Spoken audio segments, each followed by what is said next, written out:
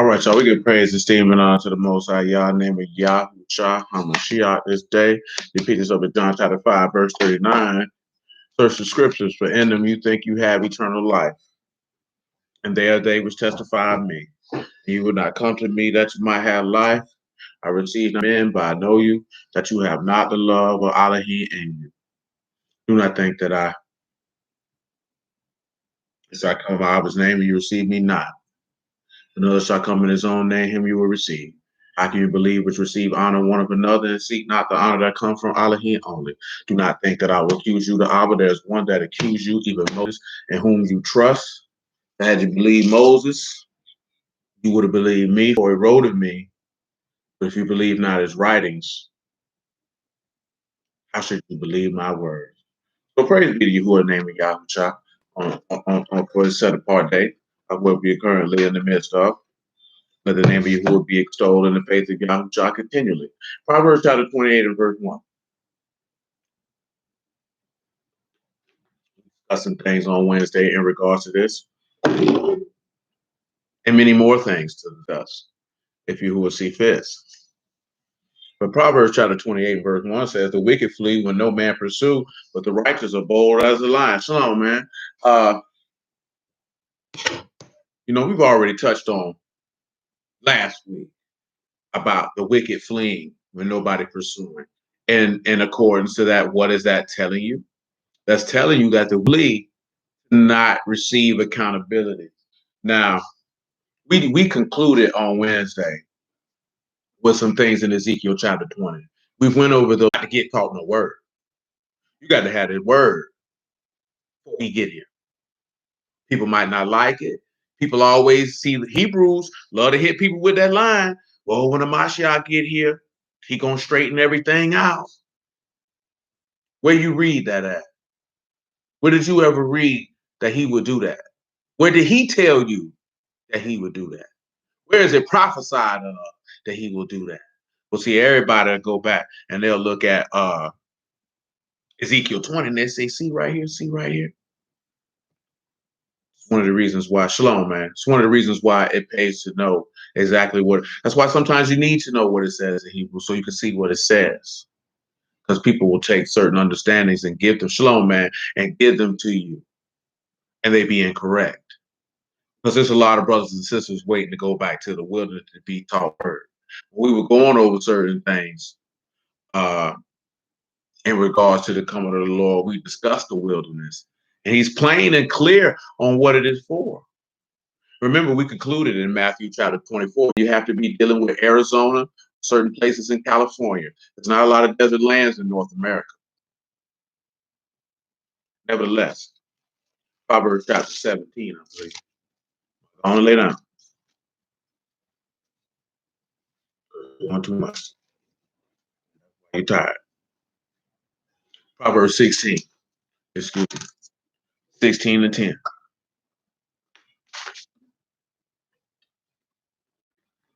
I think we've done Proverbs 16 and 10, but if we have, then we're going to do it again. And if we haven't, praise Yahuwah. But either way, praise Yahuwah, and it's getting gone over tonight. It's in the lips of the king. His mouth does not transgress in judgment.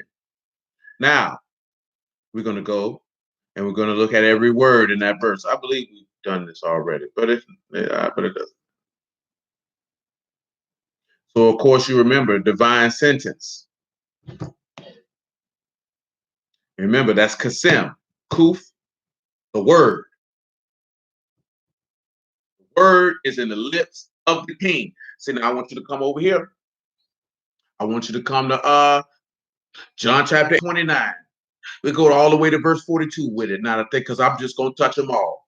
Like if you hit a home run, we're just going to touch them all. Then on top of that, after we look at this John chapter 8, we're going to go to John chapter 12. We're going to pick that up, verse 35. It could be 44. I'll make my decision who will permit when we get around that corner. But John chapter 8, verse 29, because I want you to understand, they say the king, the oracles. As a matter of fact, before we go to the oracles, pause. Romans chapter 3. Let me do that. Let me do that. Let me go to Romans chapter 3 and verse 1. Let me do that. I thank the Lord. Remember, the key component of everything is to get understanding, not to go by what the prevailing thought process is of what people may necessarily teach or what's commonly mentioned, but just dealing with the fact of what does the word say and what is being conveyed. What everybody's been teaching for years. See, the reason why I say that is this. You cannot ridicule Christians for holding on to bad teachings, and then you see that Israelites have teachings that are not according to the understanding of the text. If it's wrong, it's wrong. It is what it is. It's not that big of a deal. It's not that serious. It's only that serious if you teaching the word and you knowingly instructed people incorrectly. That's when it's an issue.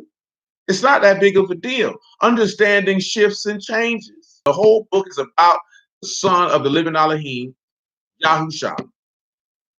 Then you begin to understand that. You begin to understand that everything is executed and done in accordance to the testimony that was spoken of him before the foundation of the world and in the law and the prophets. Simplistic to understand that you'll be like, I never understood why I didn't understand it like this before.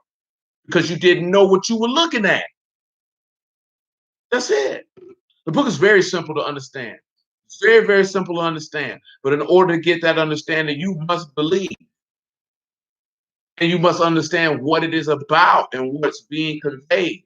It's not nothing being conveyed about you being an Israelite. You're a bit player in this story. It seems like you're a major player in the story, but you're really a bit player. Not that big of a character in this movie. The starring character in this movie is not the children of Israel. The starring character in this movie is Yahusha. That is the lead character.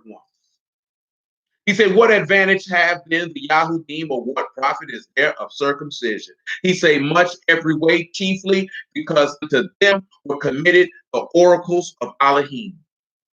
I'm just going to add this in on general principle. But what if some did not believe? Shall the unbelief make the faith of Elohim without effect? Elohim forbid. Let Elohim be true, but every man a liar. As it is written, that you may be justified in your sayings, and you might overcome when you're judged. It don't really matter if you believe it or not. Ain't gonna change nothing.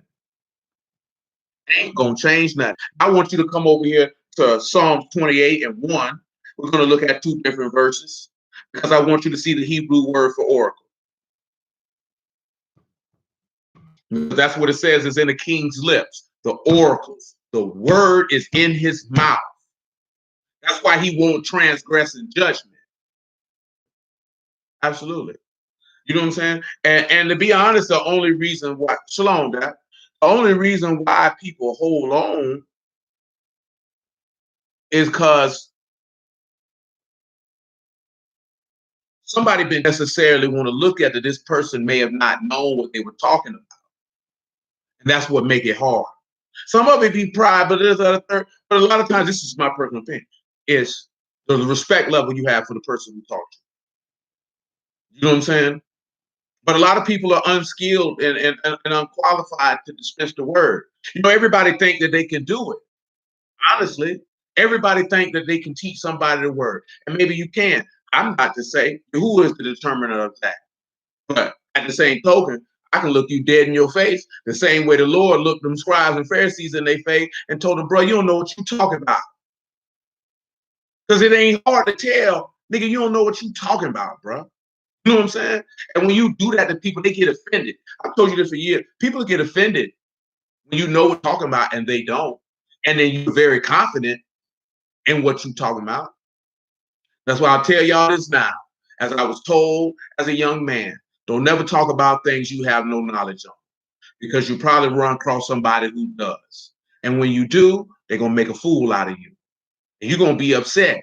And you're going to want to fight and do something to them because you disrespected your own son to actually gain it, versus trying to wing it and try to appear to be something that you're not. You always get a change. You always get embarrassed. You will always run into somebody who knows. See, because you can sound knowledgeable to somebody who don't know. You're going to sound like a damn fool to somebody who knows what they're talking about. Keep that in mind, because you never know when you're in the midst of somebody who knows what they're talking about. Nevertheless, Psalms 28:1. Under you will I cry, O Yahuwah, my rock, be not silent to me. Lest if you be silent to me, I become like them that go down into the pit. He say, hear the voice of my supplications when I cry unto you, when I lift up my hands towards your Kadash oracle. So here when we look at oracle, because it's two different words, and that's why we're looking at this here. This one here is the verb. You have Dalet, and you have Bat, and you have Yah, and you have Raj. Notice that when you see here with this here, this innermost place, which is where the high priest brought the blood of the sacrifice on the Day of Atonement, the first thing you see is Dalet. The next thing you see is Bat. So now you're looking at the son's sacrifice. And you sit back and you can look at that Rosh and you can see the highest, and you can see that the highest worked the workings of life through the son's sacrifice. Because it tell you that in Hebrews 9. That now you can come in amongst, let's just go on and look at.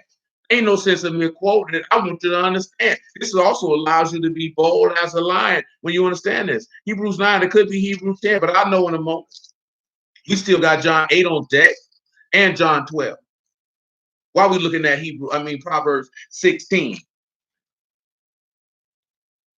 And that Hebrews 10 that I desire, I'd ask for you to come around here to verse 3. Matter of fact, verse 2 of Hebrews chapter 10. Now just bear with me, because I'm going to grab all the spots in the wilderness. You understand? You feel me? I'm going to show you right now. But this man ain't finna send by pool. Ain't nobody getting pulled nowhere and taught no word when this man get back here. You understand? Well, if you ain't got your soul sealed, you're going to hell. You know what I'm talking about? Now, this is something that most brews they don't want to tell nobody. You got to have that Ruach HaKodesh. It's imperative. It is imperative. It is a necessity. You must have it or you will not enter. If you do not have the Ruach HaKodesh, you are not considered a son. Therefore, you have no right to an inheritance. You don't have no right. Hey, depart from me, bro. I don't know you. You're going to get done like Ishmael. And we're going to read it too. Just on general principle, because we already got it lined up in John 8 anyway. You're not considered a son. You don't have no inheritance. You don't have no right to nothing. The Ruach HaKodesh is the sign of the covenant. You're not in covenant with him without it. You talk that, oh, we under the new covenant. You's a fool. You know what I'm saying? You's a fool. But hey, it is what it is, man. You already know. You got to have, you don't have it. You don't have a right to nothing. Bastards don't get inheritances, man.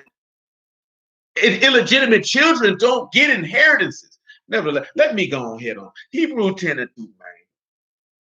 He say, for then will they have not ceased to be offered because of the worshipers once purged should have no more conscience of sins. But in those sacrifices, there's a remembrance again made of sins every year. For it is not possible that the blood of bulls and of goats should take away sins. Now, come on, man. If we're not under the new covenant, your sins still remain. Ain't that what Jeremiah 30? And if he can't put his spirit in you, you going to hell. This man is not coming to teach you nothing. This man is not coming to teach you why. I told a brother like this. I think I might have mentioned this to y'all on Wednesday. I don't recall if I did. When you were in Egypt, I believe I did, though. Go read Exodus chapter 1 and 2. Remember what in Exodus 3, Moses said, man, they're going to ask me what your name is. They don't know you. You can't use that excuse talking about you ain't know. You ain't have no laws when you came up out of Egypt. You ain't know no word. You never seen a prophet. You ain't know what a prophet was. Nigga, damn lie. If they sit here that you ain't gonna sit, gonna reteach you. Nigga, you's a fool. You's a dummy and you's an idiot. You ought to put the book down. You ain't qualified to instruct. How you sound? How you sound? Oh, he got, then what everybody teaching the word for? If he coming to instruct everybody, you might as well sit your monkey behind down somewhere and wait for him to get here. Because you ain't serving no purpose. Your work is in vain. Do niggas even think about the stuff that people say out their mouth? So we got people preaching and teaching the word, but he got to teach you the word when he get here. That means everybody who teaches don't know what they talking about. Then you saying he sent them. So you mean to tell me he sent men who didn't know what they're talking about so he can have to come back and teach over what they taught? Come on, man. Who leaves their house like that? You can't be serious. Man, let me move on, man. Verse 5, wherefore when he come into the world, he say, sacrifice and offering you would not, but a body you have prepared for me. And burnt offerings and sacrifices for sin you have had no pleasure. Then said I, lo, I come in the volume of the book. It is written of me to do your will, O Elohim. Above, when he says sacrifice and offering and burnt offerings and offering for sin, you would not, neither have pleasure therein, which are offered by Torah. Then he said, lo, I come to do your will, O Elohim. He take away the first, that he may establish the second. Oh, no. He say, by which we are sanctified through the offering of the body of Yahushua HaMashiach once for all. Every priest stand from henceforth expecting till his enemies be made his footstool. For by one offering he hath perfected forever them that are sanctified. Wherefore the Ruach HaKadosh is our covenant that I will make with them after those days, saith Yahuwah, them and their sins and iniquities I will remember no more. Come on now. That's what he said he would do. So if you say that ain't in effect, then why did the Lord die? What was the purpose? That makes Yahuwah sadistic. You're going to torture a man and make him suffer for nothing? Now where remission of these is, there's no more offering for sin. Having therefore, brethren, boldness to enter to the Kadash by the blood of Yahushua. 28, and look at what he told you. Let me see if you repeat what he told you. I didn't want to see if you could repeat what he told you in Psalm 28 in relation to this. You understand?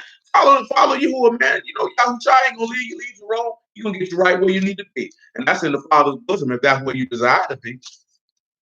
Listen what he said. Unto you will I cry, O Yahuwah, my rock, be not silent. If you be silent to me, I become like them that go into the pit. See, if this man don't say nothing, this man don't put that word in you, you stand in the grave.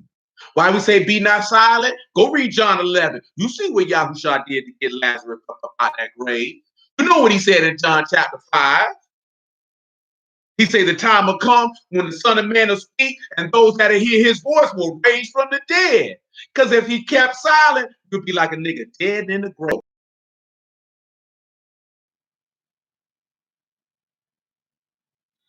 16 and 15, if you would. 2 Samuel 16 and 15. Even long before the war, I never cared to fit in. And I was not just going to agree and go with prevailing thought processes because that's what everybody was doing. I care. I just don't care. I don't care if I don't have any friends on the face of this earth. I'm not just going to capitulate and bend in order to fit in. You know what information? I ain't going to say nothing. It's not that hard. There's plenty of other people that ask me about the word, and I'm like, bro, it don't say. You know what I'm saying? And nigga look at you crazy and they be stuck because they so used to people saying, well, bro, if it don't say, it don't say. And I'm not going to tell you nothing. I ain't even going to give you my opinion. You know what I'm saying? When it comes to certain stuff with the text, because I don't want nobody running and saying, oh, this is what he said and this is what he said. If it don't say, it don't say. I don't concern myself with stuff that the book don't go into detail. That's not none of my concern. If he wanted me to know, he would have said it. He would have went into detail. It don't matter. But see, everybody don't look at it that way. They feel like they have to explain everything. You know what I'm saying? That don't even matter. You know what I'm saying? You trying to justify and validate something for a sinner. How that sound? Well, where can your wife come from? Well, ask you who when you see him. Because he don't say it, I don't care. You know what I'm saying? So you got to go down the rabbit hole. See, that's your problem. You go down too many holes. That's why you all messed up in the head. Stay up out of holes, son. If it ain't a vaginal wound, stay up out of it. Stop going down holes, nigga. What's wrong with you? You know what I'm saying? I be wrong with people, man. I remember the first time I read that verse, man, David said, man, I don't exercise myself in things too high for me. I laid that to heart and say, you know what? If that's above my pay grade, that's none of my concern. And I ain't finna be worried about it. And I'm not finna go on some expedition and mission to figure something out that ain't for me to know. What? Like, come on, man. You that low in the brain? You man, let me leave that alone. Let me just go ahead. 2 Samuel 16. And Absalom and all the people, the men of Yasharal, came to Jerusalem, and Ahithophel with him. Came to pass when Hushai the Archite, David's friend, has come unto Absalom, and Hushai said unto Absalom, Elohim saved the king. Elohim saved the king. Absalom said to Hushai, is this your kindness to your friend? Why you went not with the friend? Hushai said unto Absalom, no.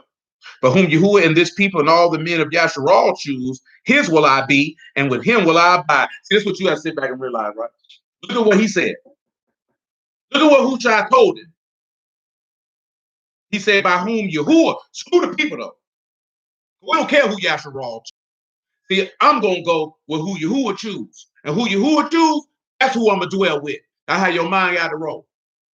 And that's who Yahuwah choose. You already know who he chose. He chose Yahushua. That's what you better dwell with. That's why we were talking about that other. I didn't go in greater detail as I could have. But when we were looking at the yielding process and being a God, understanding that he needs to be in the image of his father. Same way a woman, us, I'm talking about the men, because you his body, you his wife, you need to be in the image of your husband. His way, you need to be like your husband. You can't be an individual and be married as a woman. You can't do it. You got to be like your husband. Because that's what Yahuwah has set forth when he sent his son down here, manifested in the flesh to be married unto you. See, he told you that in Hosea chapter 2, I betrothed myself unto you. You understand? In righteousness and love and kindness. You have to take him on. You have to become like your husband. See, the fastest way to have an unsuccessful marriage is to have two individuals. Two people thinking completely opposite. Another way to have an unsuccessful marriage is that the man is conforming to the woman and not the woman conforming to the man. Because that's outside the order which Yahuwah has ordained. Yahushua did not conform himself to Yasharal. If he did, he would have been a sinner. Don't some of y'all, don't be no fool and run out here and say, if you conform to a woman, now you a sinner. That ain't what I said. If you conform yourself to a woman, you just weak. You know what I'm saying? You ain't fit to lead it. It's your head. That's your husband. You have to conform to him. You got to become like him. You got to think him. You got to do like him. I mean, you got to have long suffering. You got to have patience. You got to have self-control. You got to have faith. You have to be like him. Then your woman becomes like you. And because you became like him, guess who she's like? The man who you became like. This is a very simple concept, not hard to understand. Now, whether in execution, that's a whole nother matter, but it ain't hard to understand. Nevertheless, verse 19, and again, whom should I serve? Should I not serve in the presence of his son, as I served in his father's presence? So will I be in your presence. Look what he said. Whom will I serve? Come on around here, man. Come on around here to John chapter 5. I'm just going to do it right now. I just thank the Lord. Look, he said, whom will I serve? He said, if I served in the Father's presence, should not serve it. Let me read that to you one more time. Maybe you catch what he's saying to you. And again, whom should I serve? Should I not serve in the presence of his son? As I've served in your father's presence, so will I be in your presence. Get past the fact that Absalom was evil and look what's actually being conveyed. If you serve the father, why you ain't going to serve the son? Don't make no sense. John chapter 5, though. Verse 19. Praise Yahuwah in the name of Yahushua. And give thanks to Yahuwah for the word. You understand? See, the word will give you strength. Nervous or you're a little scared. Or because I know I had just told Brandon this the other day, last night to be specific. Because he mentioned about a dream that he had. You know what I'm saying? But I'm speaking to everybody. Being nervous or scared or having worry don't mean that you're evil. Don't necessarily mean that you're faithful. Just means that you flesh and blood, you dust in your heart. Because when those situations arise, the word can arise in your heart. It will comfort you. It will strengthen you. That's the point. That's why. Because your flesh, those things will happen. It's okay. That's not indicative of you being lesser or your understanding being lesser or your faith being non-existent. You're just human. You dust and ashes. But when you lay that word up in your heart and you think upon the goodness and mercy and love and righteousness that Elohim has manifested us through Yahushua HaMashiach, then your soul begins to be comforted. Because then you begin to think upon the promises, and then you begin to have hope. Then when you begin to have hope, you begin to have strength. And why do you have strength? Because one thing for certain and two things for sure. Elohim is not a man that he should lie, nor the son of a man that he should repent. If he say it, shall he not do it? Because we have an anchor to our soul. We know that it is one immutable thing that cannot be done. It is impossible for Elohim to lie. It's impossible. That is the only thing on this physical manifestation that we call the earth that is impossible, and that is for Yahuwah to tell a lie. That is impossible. You have to know that. When you know that it's impossible for Yahuwah to lie, and for him to tell a lie would be for him to go completely against who he is, you'll never have another doubt again in your life when it comes down to the word, worship, service, and fulfilling of what Yahuwah said he gonna do. But you got to know that he ain't no lie. You got to know that he ain't no lie. If you don't know that, I don't know what to tell you. John chapter 5, man, verse 19. Then answered Yahushua and said unto them, truly, truly, I say unto you, the Son can do nothing wise. Abba loved the Son and show him all things that himself do, and he would show him greater works than these that you may marvel. For as Abba raised up the dead and quickened them, even so the Son quicken whom he will. For Abba judged no man, for he commit all judgment unto the Son. That takes us back to Proverbs 16 and 10. All the judgment in the Son's hand. Y'all know that from the story of Solomon and David. All the judgment in the Son's hand. Father ain't judging nobody. He don't do it. For what? My Son to do it. Let's continue. Listen what he said. That all men should honor the Son, even as they honor Abba. He that honor not the Son, honor not the Abba with sinning. Why do you think that man said that in 2 Samuel? Why do you think you see the Lord telling you that? If you served in David's presence, you ought to serve in Absalom's presence. You see that you got Son of Peace in there with come on, man. How you not gonna serve in his presence? How you not gonna serve in his presence? If you serve the Father, there should be no problem with you serving the Son. Don't you agree? Why would it be a problem? Think about that. Why would it be a problem? It's only a problem because you're just a low down, dirty bastard. You know what I'm saying? And of course, Absalom, my father is peace. My father is peace. So you mean to tell me you ain't gonna serve him whose father is peace? Let's continue. Truly, truly, I say unto you, he that hear my word and believe on him that sent me have everlasting life and shall not come into condemnation, but is passed from death unto life. Truly, truly, I say unto you, the hour is coming, now is, when the dead shall hear the voice of the Son of Elohim, and they that hear shall live. See, that's what I was referencing before. That's to take us back to Psalm 28. That's why when it comes time to judge, let's continue. Let's go back to 2 Samuel, man. I got a lot to deal with this evening. God willing, I hit all three key components. You know, so much stuff in Proverbs, man.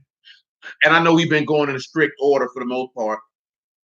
And I know we still need to revisit back to Ezekiel chapter 40 in the 40s. And I know we still need to hit the priests of Zadok. And I was talking with a little homie the other day. And yesterday, matter of fact, I think about it. Sometimes my days running together, they seem a lot further away than what they actually were. But he was mentioning that he was looking into the sons of Levi, pertaining to them. There's a lot of stuff that go into that. You understand? But Zadok is the one that stood out.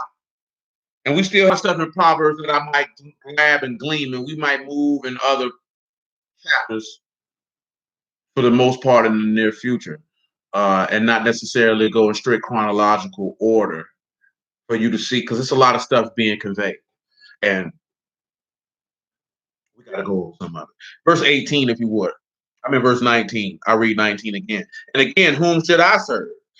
Then Absalom said to Ahithophel, give counsel among you what we shall do. Ahithophel said unto Absalom, go into your father's concubines, which he left to keep the house. All your Mashal shall hear that you are abhorred of your Abba, and shall the hands of all that are with you be strong. So they spread Absalom a tent unto the top of the house, and Absalom went into his father's concubines in the sight of all Yasharal.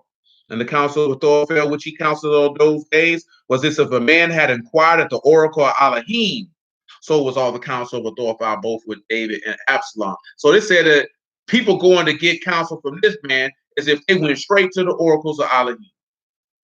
Now, when you look at the oracle of Elohim here, you should know what it is. It's simply the bar, simply the word.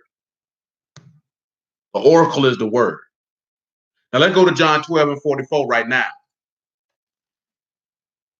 They said going to him, that was like getting the word of yours. You understand? After I read the John 12 and 44, we're going to go to Ephesians chapter 4. Because we got to see how it's laid out, how man get that word. How you supposed to get it? Because we have to clarify before, and I'm going to get John 8 after Ephesians 4. And then we're going to look at Revelation 12, Isaiah chapter 16, in regard to that wilderness, before we look at Ezekiel 20. Because we've already touched on it, but I want you to pay attention to some of the things that's in Ezekiel 20. I pointed one thing out to you in Ezekiel 20, that it ends with the lake of fire. And if you know what a lake of fire is, and anybody on here who would like to tell me where it is, you can, because we done went over this. I remember people like, oh, that's Catholic doctrine, lake of fire. The lies you tell, well, you don't read this book. This book clear there's a lake of fire, cuz. It's clear. That ain't no Catholic doctrine. See, you have to be careful with dudes who say stuff because they want to ascribe everything to Christianity versus actually reading the text. So in earnest, that's Catholic, my nigga. Oh, that's Catholic in Isaiah 66? When this man said that there should be a fire that shall not be quenched?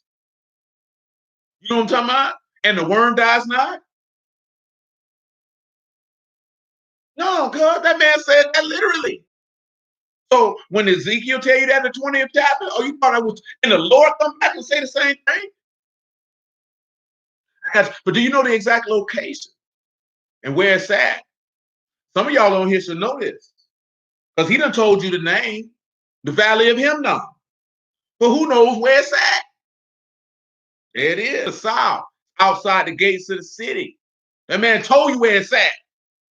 You act like he didn't tell you where it's at.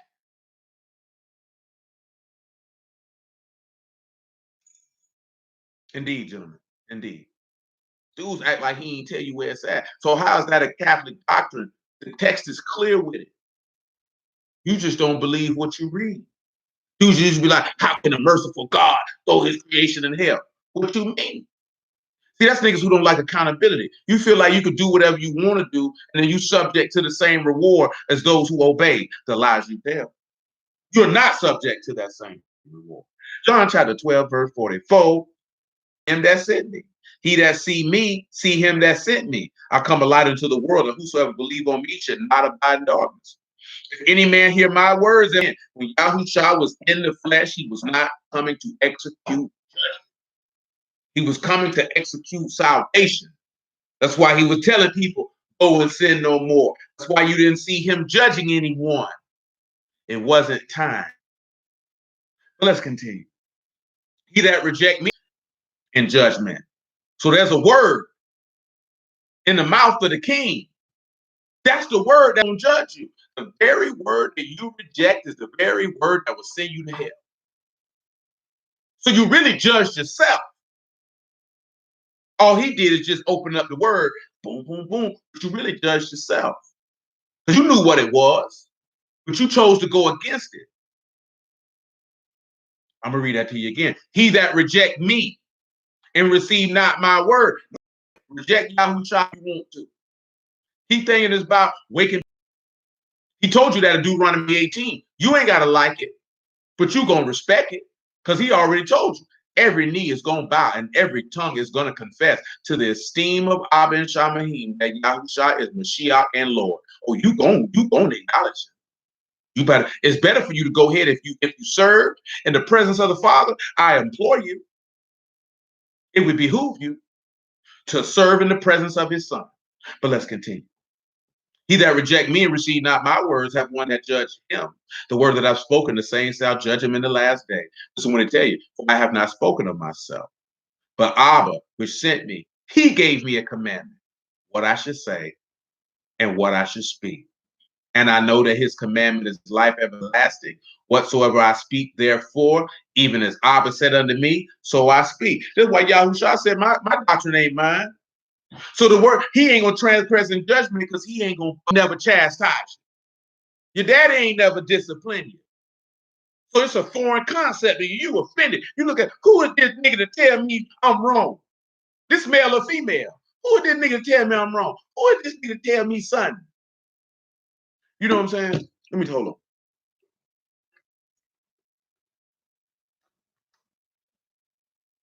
Because I was just talking about it before I came over here. Because I was talking about it to somebody else. Because this here, like, you know, a lot of dudes, you know why a lot of dudes who get into pimping do reason of the role that they playing? Say they sit there and they pimping and they playing the role of this whore's father. Because a woman's a whore. And a lot of it look at it as, this nigga getting these women to sell, which you as a man are supposed to play with a woman. Sometimes we don't necessarily do it. And that's teaching and guiding her. But not only teaching and guiding her, but teaching and guiding her. At the root of it, that's what pimping is. You're teaching, leading, and guiding a woman to do the things that are pleasing in your eyesight, which is what a man is supposed to do. Because when you look at what Yahuwah has done with us through Yahushua, he came and he sent his son to teach us and guide us in the way of what we needed to do to please him. We don't look at it that way. That's your job. So sometimes we look at it, you let the woman do this, let the woman do that. And then you realize, you know what? I should have just been schooling her off the top because she don't know. Then, of course, when you deal in this world, you and a lot of people dating different people and messing with different people here, messing with different people there, this, that, and the third, then you have to deal with the stuff that the nigga she was fooling with didn't teach her. Because he was a square. You know what I'm saying? So now you dealing with this and you dealing with that. But that's why it's imperative. If you want your daughter to be a woman who can grow up to be a wife, you got to teach her. You got to teach her and guide her now. And as a woman, you have to manifest yourself as a wife so she has something to model herself after. Because at the end of the day, if we say we serve and say Yahuwah, that's what it's about. It's about growing to be godly men and women, producing godly offspring, to marry to other godly offspring, to continue the process of honoring and esteeming the world say. He told you seek the ancient path, you find rest for your soul. I don't care what the world say. The world tell you no, you need to do this and you need to do that, and you don't need, and you're gonna go to hell right along with them. That's why they say they are the world. Therefore, the world hear them. If you hear that stupid stuff, them niggas talking, you are the world, baby. You ain't a heaven. The heaven, they don't talk like that up there. They don't talk that stupidity up there. That's not what they talk about in the third heaven. They ain't on that stupid stuff we down here talking about. They ain't on them philosophies of men we down here kicking. It ain't nothing but the bar of Yahuwah going on up there. That's all that's manifested in heaven. And they took what was in heaven and put it on the earth. Now we ain't got no excuse.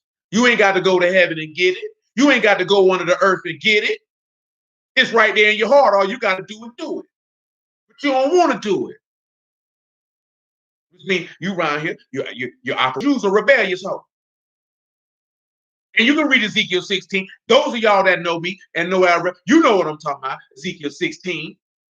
You contrary to all whores. You give your gifts to all your lovers and get nothing in return. See, so now I got to bust you upside your head. I'll lay my pimp hand down because you's a dumb hoe.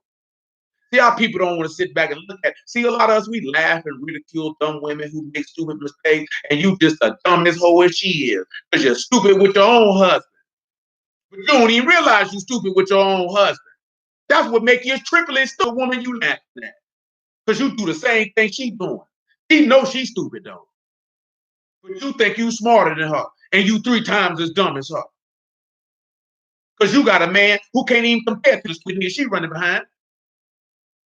You running behind Belle. Belle don't love me. You big dummy. You know what I'm saying? You who have been right here the whole time. Ain't nobody gonna love you with the kindness and mercy and righteousness that you who got to give. What's wrong with you? But I've already told y'all this. I've noticed in my lifetime, people like getting treated like trash. Gravitate to it. Especially when you got low self-esteem. Somebody treat you like they love you and show you that you care, you shocked. You ain't accustomed to it. Like, this nigga care about me, don't want nothing from me.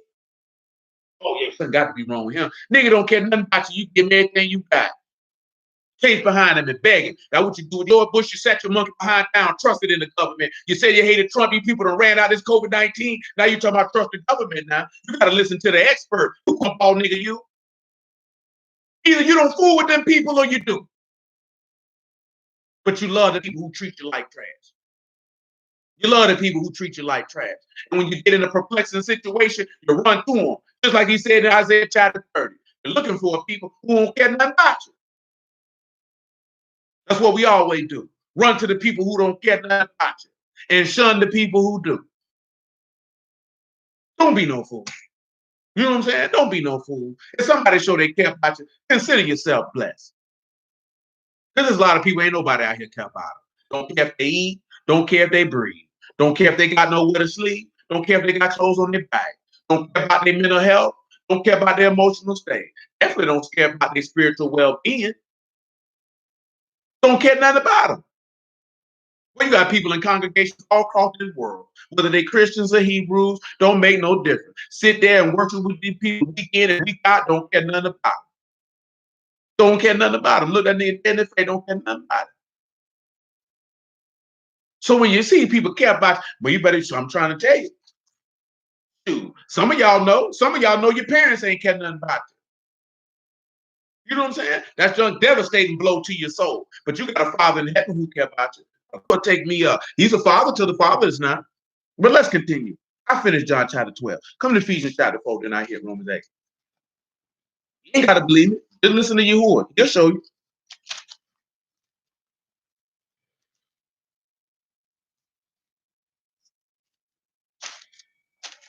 Ephesians 4 and 8, if you would. He says, wherefore he say when he ascended up on high, and this is Psalm 66 and 16, or 68 and 16, excuse me, if you're not familiar. When he ascended up on high, he led captivity captive, gave gifts unto men.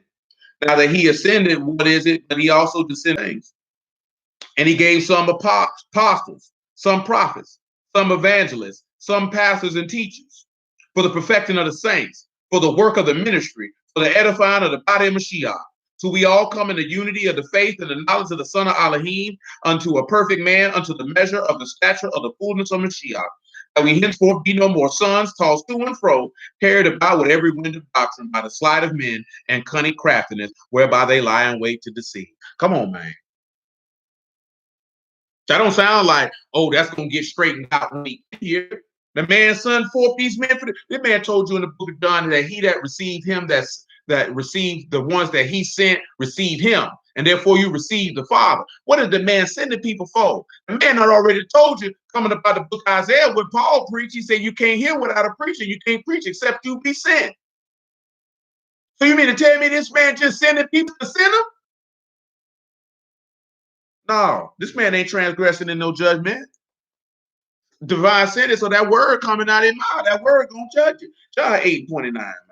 When I finished John 8 and 29, we go ahead and it was something else in my we hit these wilderness parts. All this stuff, that's where your confidence comes from. But they don't hear me though. John 8 and 31, 29 is irrelevant. Matter of fact, no, it is not. Praise you, Lord. Forgive me. John 8 and 28. I know that I am he, and that I do nothing of myself, but as my Abba taught me, I speak these things. That's why he's not going to transgress the judgment. Look who he said taught him. Look who he said taught him. The son didn't learn the word on his own. He said daddy taught him. That's why the law tells you that it's the man's job to teach the children the word. You can't do nothing but what you seen the son, your father, do.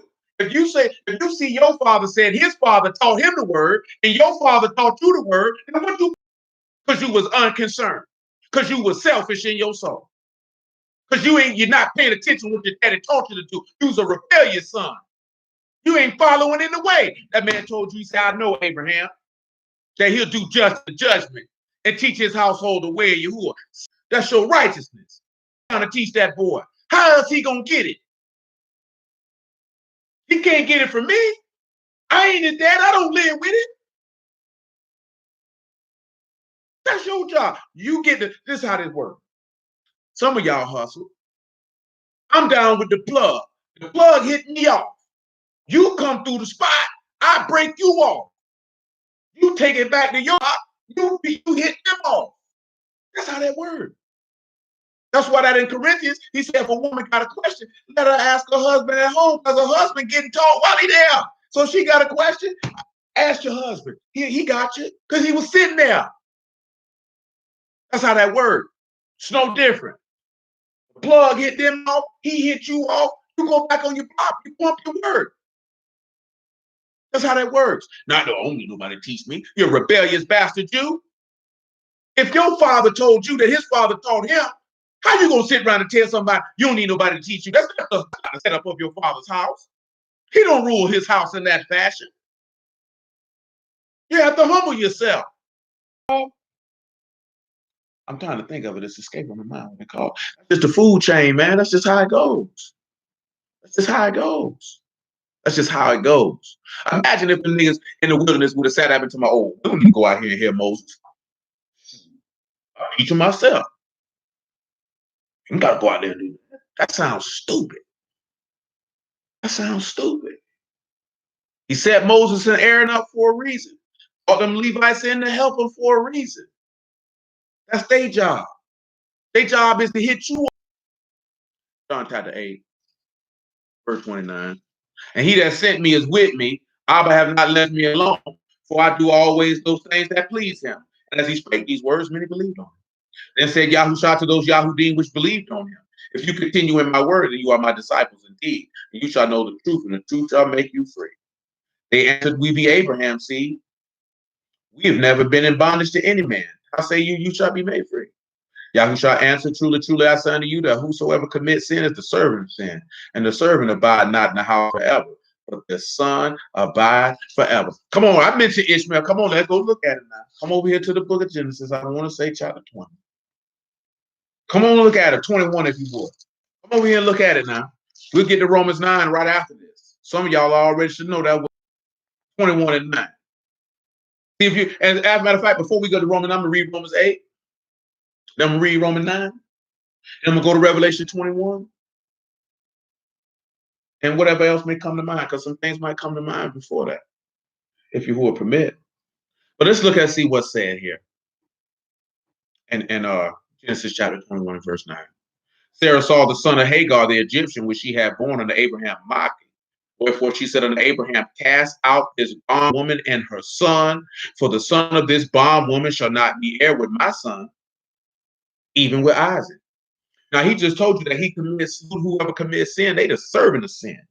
They won't abide in the house. You in bondage. You understand? Like in Hebrews chapter 12, he tell you to cast away every weight so that you can run your race. You should know, knowing that when you're dealing with the spiritual aspect of Passover, according to the gospel, that you were delivered from the house of bondage by the blood of a lamb without spot or blemish, because you were being oppressed. So that was in accordance to you're coming out of the bondage of sin because you're oppressed with death. So when he's sitting here telling you, you are not going, if you don't have the Ruach, you don't have life in you. So therefore you are a bond son. You're a bondsman. You're not a son, you're not going to inherit. Now this is what the law say.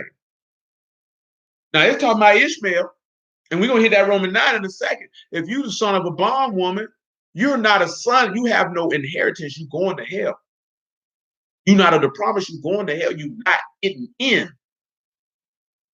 You don't have that Ruach, you're not getting in. I'm gonna read it to you again, 21:10.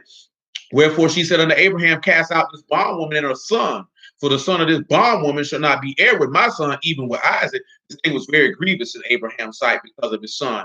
And look what it told him. Look what Elohim told him. Elohim said unto Abraham, let it not be grievous in your sight because of the lad and because of your bondwoman. And all that Sarah has said unto you, listen to her voice. For in Isaac shall your seed be called. Yahuwah just told the man, cast them sinners up out of here, cuz. Your seed is in the promise. Your seed is those who in that Ruach, man. Get nigga out of here. Get this nigga out of here. Matter of fact, listen to your wife when she tell you, Get them sinners up out of here. Get them sinners up out of here. I'm going to read it to you again. Elohim said unto Abraham, let it not be grievous in your sight because of the lad and because of your bondwoman, and all that Sarah hath said unto you, hearken unto her voice. For in Isaac shall your seed be called. Huh? See, that's tight. See, that hit you in your chest. That hit you hard. Now your heart pricked. Now you mad with me. I ain't did nothing but told you what the word said. Don't be mad with me. Take that up when you see him. I mean, Romans chapter 8. Like, but he said he made Ishmael a nation. So what? He ain't got no inheritance stuff. He ain't got no inheritance stuff. See, that's what we'll look at. You want to be a nation without an inheritance of Elohim. Big dummy. Use a dummy. You know what I'm saying? Special type of dummy. Romans 8 and 6.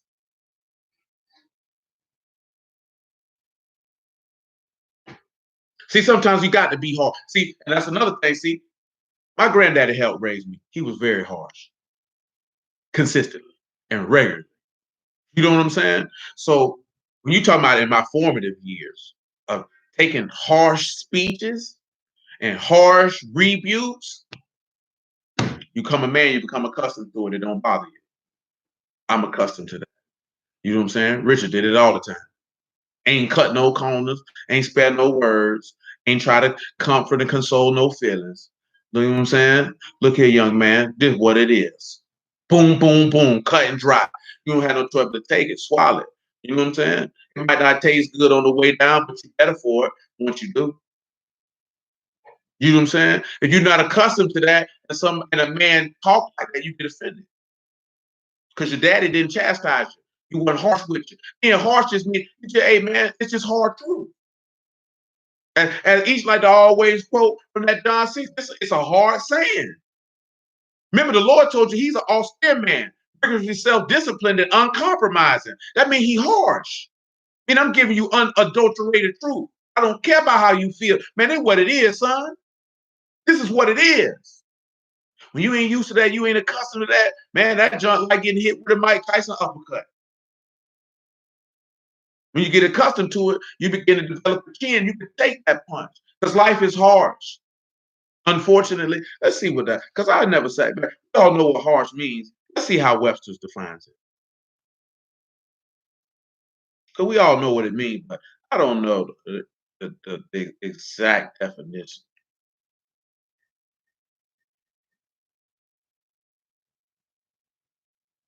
Unpleasantly rough, jarring to the senses, also cruel or severe. And that's how, in the English translation, that Yahushua was described when he said he was an austere man. This unpleasantly rough is jarring to your senses.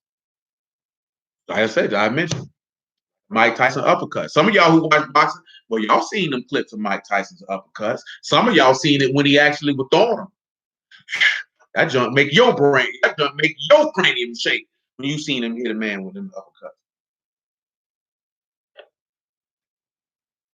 He was hitting dudes so hard, you like, Lord have mercy.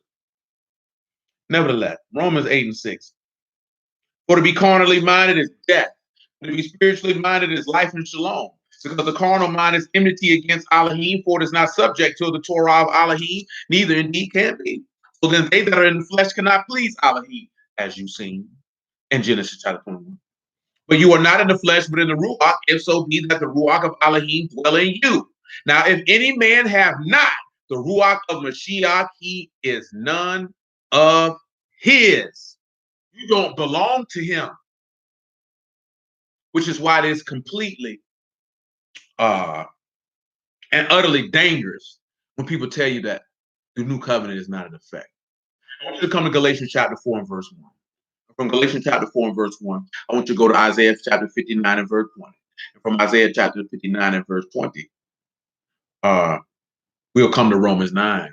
And from Romans 9, then we will go to Revelation 21. Now, I have to take all this track before we even get to Ezekiel chapter 20, because then that will make Ezekiel chapter 20 crystal clear of exactly what, when, where, and how is going down.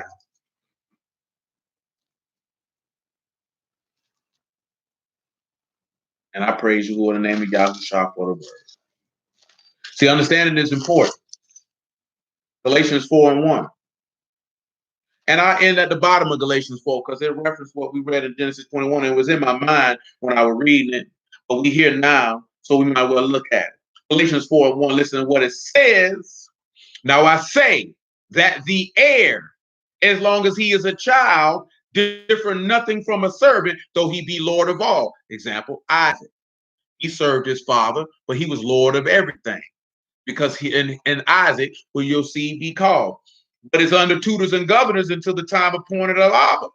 Even so, when we were sons, when we were in bondage under the elements of the world, we still holding John 8 as well. But when the fullness of time was come, Elohim sent forth his son, made of a woman, made under Torah, to redeem them that were under Torah, that we might receive the adoption of sons. What does he say according to Torah? According to the penalty of Torah, which is death. Because he manifested his son for the sufferings of death, that he might taste death for every man to remove it from every man. See, this is why people don't be holding on, because they don't really understand what this man came and done. Now, you understand what this man came and done. It's very difficult endeavor to depart from him, because you'll love it, because you'll understand what he done. You have a great appreciation for it. See, some of us don't have no appreciation for nothing because ain't nobody never sacrificed nothing for you. Or maybe you don't have a heart to sacrifice, so therefore you wouldn't understand what it would be like for someone to sacrifice for you when they didn't have to. When someone took undue pain on your behalf so that you could be well. You've seen somebody sacrifice on your behalf, you have a different level of respect for them when you understand the sacrifice. That's why we look at the gospel and do that, because you should understand the sacrifice. When you understand the sacrifice, there should be a level of respect for this man. Not just, oh, he got beat, he got his beard plucked out, they impaled him. Oh, like, yo, type of love right there. He didn't sacrifice some time. Yes. Yes. Because when you believe on him, as the scripture has said, you believe in the plan that his father set forth through him. So you would believe and understand what he has done. Yes, that is correct. Indeed. Let's read verse 5 again. To redeem the Galatians, to redeem them that were under the law, that we might receive the adoption of sons. Because you are sons, Elohim sent forth the ruach of his son into your hearts, crying, Abba. Now, if it said a new covenant in the spirit, the law being put in your heart, and he told you to make you a new heart, a new spirit, 3 times in the book of Ezekiel. Ezekiel chapter 11, Ezekiel chapter 18, Ezekiel chapter 36. He told you this 3 times. You understand? 3 times. Even with Saul, he gave him another heart when the spirit came on. Concept all through the text. All through the text. And there's many other places, but you know what I'm saying? Desire and truth in your inward. You ain't no son, you a bastard. So don't tell me you got no spirit on you, you lying nigga, you.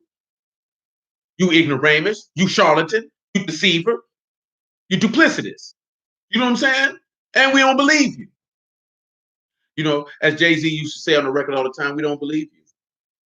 You need more people. Or as Pimp C used to say, like, you know, take that monkey stuff, you embarrassing us. Man, a lot of these dudes who out here teaching the word, they embarrassing us. Let me take that back. They're not embarrassing us. They're embarrassing themselves. But in turn, it called people to blaspheme against Yahuwah. Let me correct myself, because they ain't embarrassing enough. And they definitely ain't embarrassing Yahuwah. They embarrassing themselves.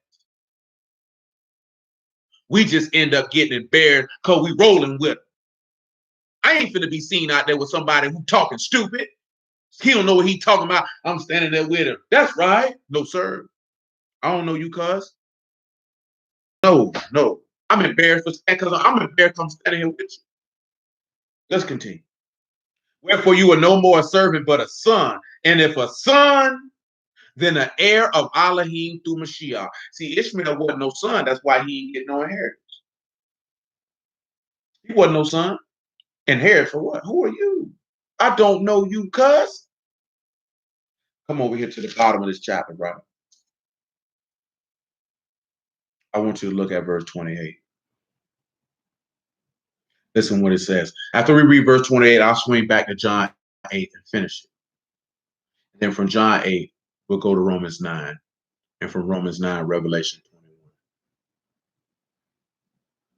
Galatians chapter 4, verse 28. Now we, brethren, as Isaac was, are the sons of promise. But as then as that he was born after the flesh persecuted him that was born after the Ruach, even so it is now. Pardon me, I forgot Isaiah 59. We'll hit Isaiah 59 right after this. Nevertheless, what say the scripture? Cast out the bondwoman and her son, for the son of the bondwoman shall not be heir with the son of the free woman. So then, brethren, we are not sons of the bondwoman, but of the free. See, you Sarah's son. See, when you a sinner, you Hagar's son. You got to go. You ain't got no inheritance. Ooh, that's ugly right there. Because Isaac is of the promise. Isaac is, he believed in Yahuwah. He counted to him for righteousness. Oh, no. That seeds of many, but seeds of one. That seed being Mashal. Oh, you ain't got a problem. Oh, no, you ain't got to right. You're going to hell. When I say you're going to hell, you got to go to the valley of Himnon because He's not going to let you in the gates of the city. Anybody who don't get in the gates of the city got to go to the valley of Himnon. That's why He's going to look at you and say, depart from me, you work of iniquity. I never knew you. Everybody that walked through this gate name on the guest list. You ain't got reservations here. Who are you? Talking about you know that person over there. They can vouch for me. I don't know you. Nigga, stop knocking on my door. You ain't getting in. You can't shoot me a couple dollars to say let me in, like some of y'all used to do when you go to the club, pay the dough man. You can't pay your way in here. You're supposed to pay your way before the doors even got open by laying your life down, just like He laid here, but you ain't want to do it because you're stubborn. Come over here to Isaiah 59. You're unbelieving and you're faithless. Isaiah 59 and 20. I don't care who don't like it.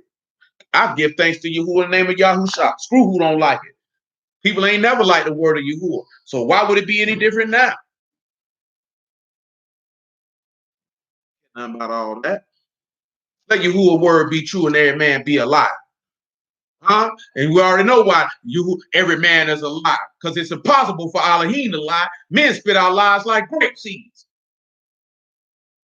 Need be talking about, see, Paul say he a lie. You's a dummy. You just don't know no law. That's why you don't understand what he's talking about. That's what I mean by people being embarrassing themselves. You don't know what you're talking about. You're unskilled. Because you think you an Israelite, you skilled to handle the word Elohim. You ain't skilled to handle the word of life. That man got to give you that. Or you got to get it from a man who He gave it to. But see, we too proud to sit back and take the time to learn from a man who He gave it to. So you can go out and give it to others. But you don't want to learn. Because you're mad with your daddy. That's why you won't do it. Your daddy ain't teach you nothing, so you feel like I taught myself all this time, but can't no man teach me nothing. Man, come on, man. Stop being backwards. It's okay. Take that don't stop displacing that anger and be too much of nothing. I ain't walk around here and be like, hey, no, but again, I praise you. You know, Richard made up that gap. So I ain't got no problem with it.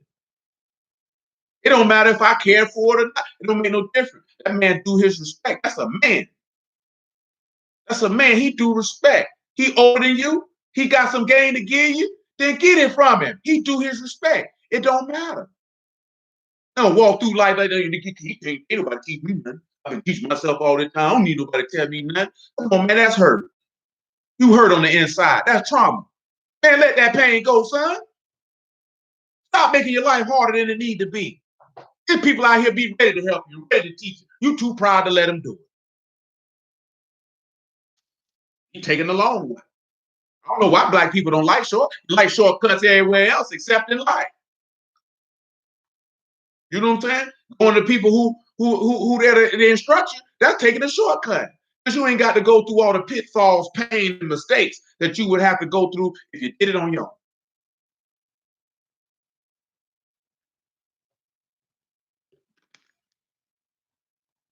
Isaiah 59 and 20. And the Redeemer shall come to Zion. Look who He say He coming to. Unto everyone, even unto them that turn from transgressing. And Jacob saith Yahuwah, He ain't coming to no sinners. Remember what he just read. He said, he that commits sin is the servant of sin. But if the Son shall set you free, you shall be free indeed. If you ain't turned from transgression, you still in bondage. You Ishmael. You ain't finna inherit. You ain't no heir. What you finna get? Nobody fool with you. Let's continue. As for me, this is my covenant with them, saith Yahuwah. My ruach that is upon you and my words which I put in your mouth shall not depart out of your mouth, nor out of the mouth of your seed, nor out of the mouth of your seed, saith Yahuwah, from henceforth and forever. That man just said it. So when this covenant went down, when he put his spirit and his word in you, when this man said the words that I speak unto you, they are ruach and they are life. Man, a lot of brothers don't be knowing what they be talking about, man, and that's dangerous. That man just said, this is the covenant I made with you. So if you don't have that ruach in you, because he said the ruach that is upon you, he referring to Yahushua. He put that ruach on him. You know that. Whether that's Matthew chapter 3 or Luke chapter 23 or 24, excuse me, you know that. And you know on Pentecost, he sent it down. You have a right to inherit. If you don't have that ruach, you are Ishmael. You the son of a bondwoman. You got to go. You's a bondsman. You got to go. John chapter 8. Nobody want to tell nobody that. Well, it's going to be a lot of people highly upset.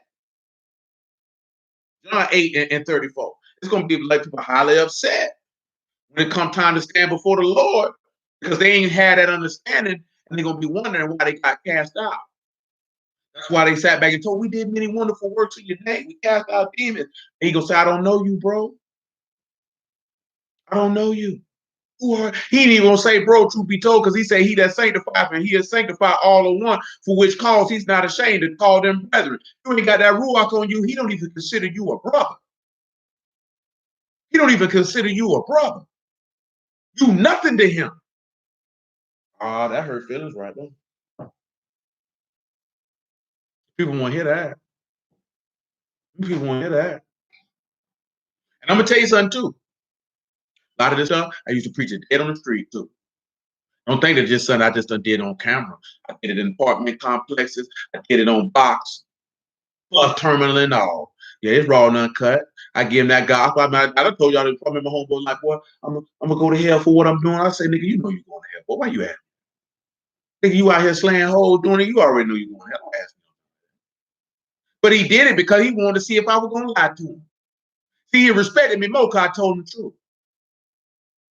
You know what I'm saying? Regardless of what, you gotta tell the truth. You gotta be righteous in all your dealings. You know what I'm saying? And not even just on the word tip. Just be honest, period. Just be straight up, period. You get more respect. You might not have as many friends. You might not have as many people want to talk to you, but you have respect. It's better to have the respect.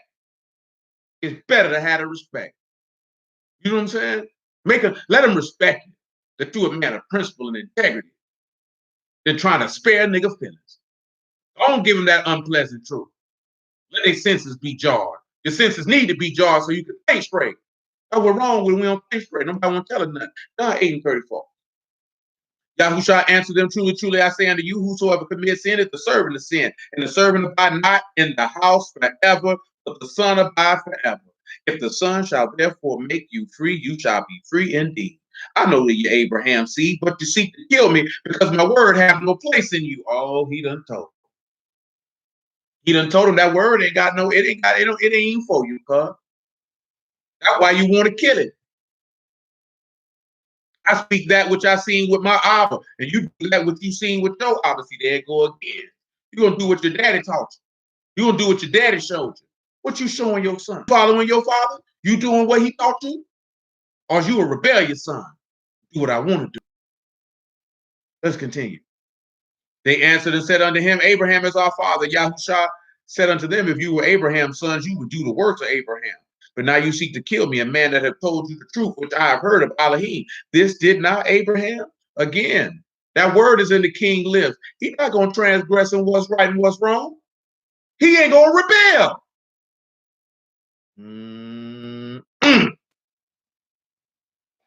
He said, but now you seek to kill me, a man that have told you the truth, which I've heard of Elohim. This did not Abraham? You do the deeds of your father. They said to him, we be not born of fornication. We have one father, even Elohim. Yahushua said unto them, if Elohim were your father, you would love me. For I proceed forth and claim from Elohim. Neither came of myself, but he sent me. Why do you not understand my speech? Because you cannot hear my word. They don't love the words that he had to say. Even a lot of brews. They don't love the Lord. Sound good. A lot of them don't even know him, truth be told. You know what I'm saying? That's why he said, how can you call on him whom you have not heard? Like a lot of dudes don't know Yahusha because they ain't never had him talk to him. And I'm telling you from personal experience, and some of you bear witness to it with your own eyes, that a lot of people feel like when you preach the gospel, you flexing, you showing off because everybody don't know it. And they don't like for you to do that because they feel like more people are listening to you because you're talking about something they don't know. They don't really realize nobody want to hear it at all because there's no self-exaltation involved with it. You're gonna have, just like it said in 1 Corinthians chapter 1, he that glorieth, let him glory in the Lord. Because you preach the gospel, you can't do nothing but glory in the Lord. That's all you can do. You can't glory in yourself. You can't glory in your nation. You can't do none of that. You're going to have to glory in Yahushua and therefore glory in Yahuwah. You have no choice when you preach the gospel. You have no choice. You can't lift yourself up in no shape, form, or fashion when you preach the gospel. It's impossible. Because if you try to, you be damning yourself. Because if you preach the gospel, you're going to have to acknowledge you're a sinner. Then after you acknowledge that you're a sinner, you're going to have to acknowledge that you was destined for death and therefore destined for the fire where the worm dies not and that fire will not be quenched. Therefore, you're going to have to acknowledge that you needed a redeemer. Therefore, you're going to have to acknowledge that Yahuwah manifested himself in the flesh and the personage of Yahusha HaMashiach, and that this man suffered at the stake and rose from the grave 3 days later for the remission of your sins and to grant you the gift of the Ruach HaKadosh under everlasting life to all those that believe and obey him. And therefore, you would have no choice but to acknowledge Yahuwah. You can't fit yourself in there nowhere. You can't fit yourself in there nowhere. And that's why people don't want to hear it. Because you're going to have to give glory to God. Praise you. You're going to have to do it. You ain't got no choice. You ain't got no choice. That's why people don't like to deal with it. Because men like the praise of men. They want the praise of men. That's what they're after. Yahushua already told us that how can you believe that receive honor one from another and not the honor that comes from Elohim only? I thank the Lord. I don't need an honor from that nigga on this earth. What I'm going to do with it? I don't need honor from anybody on this earth other than my woman and my children. That's all I would need honor from. If we in the word together, forth as men, we're supposed to be honoring each other regardless. So that ain't got nothing to do with seeking honor. I ain't got to be no preacher. I still get honor from this man if he say he believe the word the same way he would get honor from me if I say I believe. The only people who I'm supposed to be soliciting honor from is from my woman and my offspring. That's it. Care nothing about no honor from no nigga in the street. What am I do with it? Oh, he's a good brother. This, that, and the third. What does that do for me? That only does something for you when you have low self-esteem and you seek the validation of others. I mean, you ain't confident in your maker, so you seek confidence in men. Care nothing about that. What you gonna do with it? Get the honor that comes from you who are alone. It lasts longer because men will turn on you. The minute you say something they don't like or you don't do something they want you to do, they turn on you. The minute they feel like they got the upper hand on you, they turn on you. So it's fleeting. People are fickle. Who is everlasting? He don't change. He ain't gonna switch it up on. That's guaranteed. We don't need verse. Well, I'll read it on now.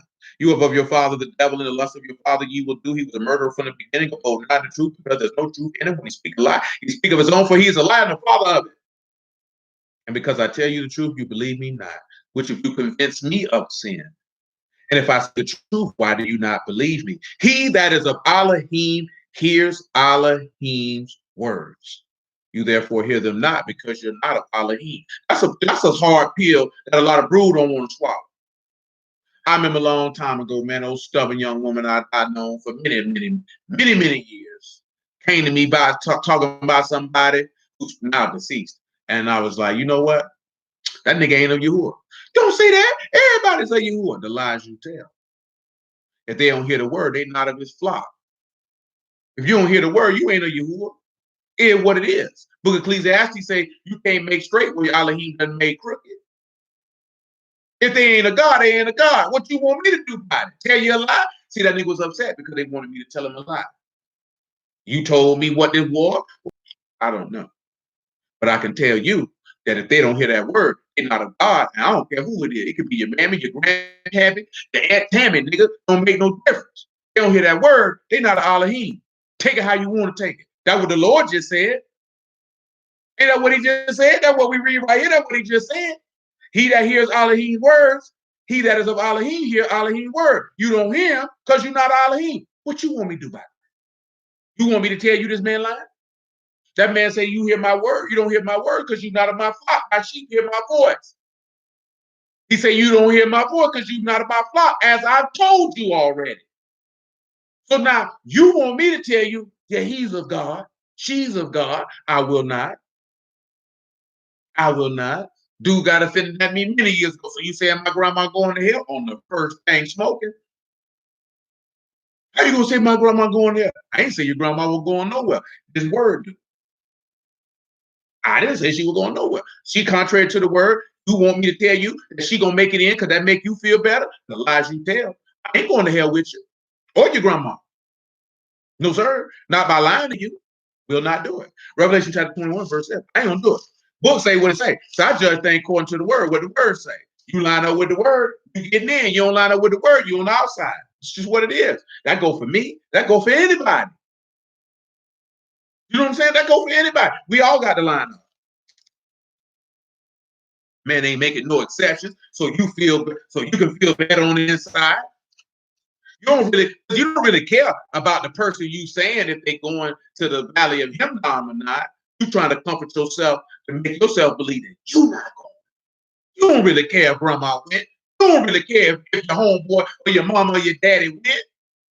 You trying to comfort yourself because you going. That's why people do that. Don't let them lie to you. Revelation 21 and 7, man. Keep it tight and right. Matter of fact, make that verse 5.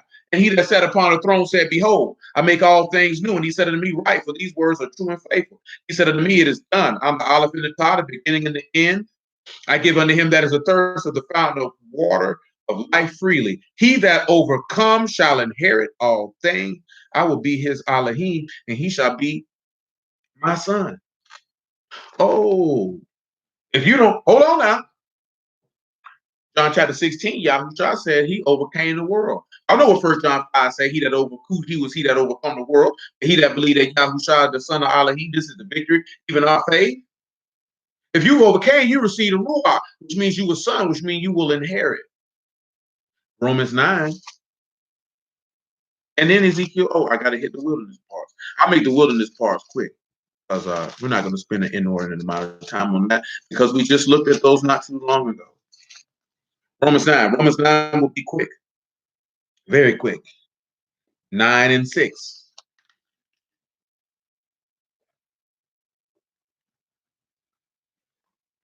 I bet it's people that done told people, because I know because it's happened before many years ago. He was like, I heard about you. They say you crazy. I know it's a lot of niggas. I know the little dude I know, he said, I always knew you was off. Because I don't say what other people say. I say what the words say. And everybody be wanting to be down. I don't want to be down with nobody but the Lord. If you down with the Lord, then I'm down with you. I ain't even got to know you. I ain't had to never see you before a day in my life. You down with Yahushua, then I'm down with you. But I'm not going to agree with something if the book don't support it. But see, the difference between me and others is ain't going to be no pressure unless it's wickedness that you promote. Ain't no pressure. I ain't going to be like, he believed it. I ain't fooling with him. It's not that shit. At the end of the day. You know what I'm saying? It ain't going to be no point where I look at you with disdain and disgust and quote unquote righteous derision. No, none do that. All right, that's cool. It's not that big of a deal. I know dudes who wear fringes. I don't wear them. I can go through the text and show you don't wear them. I'm not gonna look at you, look at this stupid nigga. He got fringes on. No, I'm not. It's not as serious. That's your thing, bro. I'm not on that. Just don't come at me with no nonsense on that, because I'm a shame you because you brought that on yourself. Don't come at me that. Don't come at me like that. I don't come at people like that. So if you come for me, I'm gonna finish that. You know what I'm saying? By the grace of Yahushua, I'm going to finish that because I'm going to open up this text the same way the Lord used to open it up when people came for him, and I'm going to finish that. I don't come for people. You know what I'm saying? I leave people alone. I don't mess with nobody. I ain't gonna come at you about what you talking about. Don't come for me on some old sideways type of time. Because when I get finished with you, you're not gonna like me. You know what I'm saying? Because I'm gonna open up this text and I'm gonna show you use a jackass. You know what I'm saying? And you brought this on yourself because you were trying to flex your quote unquote intellectual muscles and walk around in your pride. Don't kick my game like that. You can sit down and go through the script. If you don't agree, that's fine. It's not that big a deal. I ain't gonna turn my nose at you. I ain't gonna not fool with you. I'm not gonna say nothing. It ain't that serious. Only if you on some fire. I know everybody don't see eye to eye all the time. We grown men. You should be able to have a disagreement or not share, understand his perspective, and it don't be no pressure. Niggas too old for this. A lot of dudes who in this world, these dudes in their mid-30s and 40s and 50s act like hoes and little kids. Stuff don't make no sense. You're a grown man. It's okay you don't agree with you, bro. It's not the end of the world. It's not. It's really not all Yasharal with your Yasharal. Neither because they are the seed of Abraham are they all sons, but in Isaac shall thy seed be called. That is, they which are the sons of the flesh, these are not the sons of Elohim, but the sons of the promise are counted for the seed. You must be born again. You a son of the flesh, you're not counted. You seen that. You keep referencing Isaac because it's referencing Ishmael. Mm. Mm. Revelation chapter 12. Next quote.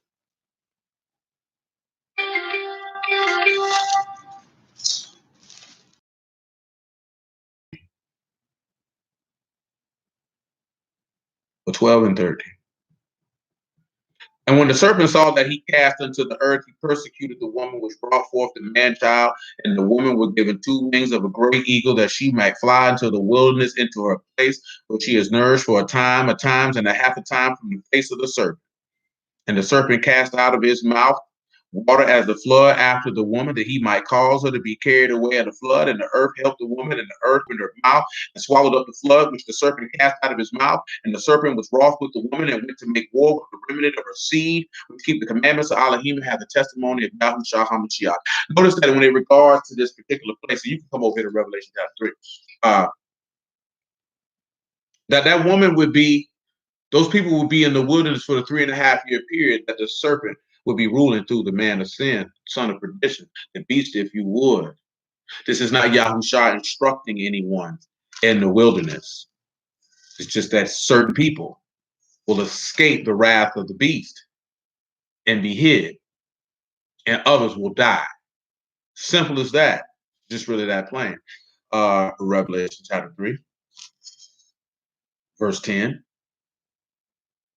He said, because you have kept the word of my patience, I will also keep you from the hour of temptation, which shall come upon all the world to try them that dwell upon the earth. Now, you can also look in Isaiah chapter 16 and verse 1. We talked about that not too long ago, where he says that, the Lamb will come. Let's just look at it because I'm about to misquote it. And when I feel myself about to not say it in its entirety, that means that we need to look at it. Well, Isaiah 16. After that, we will return to Ezekiel chapter 20. Isaiah 16:1 says, send you the lamb to the ruler of the land from Selah to the wilderness unto the mount of the daughter of Zion. For it shall be that as a wandering bird cast out of the nest, so the daughters of Moab shall be at the fords of Arnon. Take counsel, execute judgment, make your shadow as the night in the midst of the noonday. Hide the outcast, array not him that wander. Now, to bring back to remembrance, that Jeremiah 50 says we will wander. In Jeremiah 51, he said, when you flee from Babylon, let Jerusalem come to your mind. You understand? So there will be a period where the people will be hid, because he said to not bewray not him that wander, and hide the outcast. Let my outcast dwell with you, Moab, be a covert to them from the face of the spoiler. For the extortioner is at an end, the spoiler cease, and the oppressors are consumed out of the land. So we've already went through this before. The place of wilderness of where the saints would dwell, of referring to Revelation chapter 12, is in the land of Moab. He just told you. That's what I be meaning when this man tell you everything. It's right there. He just told you where it's at, but everybody ain't going. Now let's look at Ezekiel 20. And let's look at contextually everything that is there.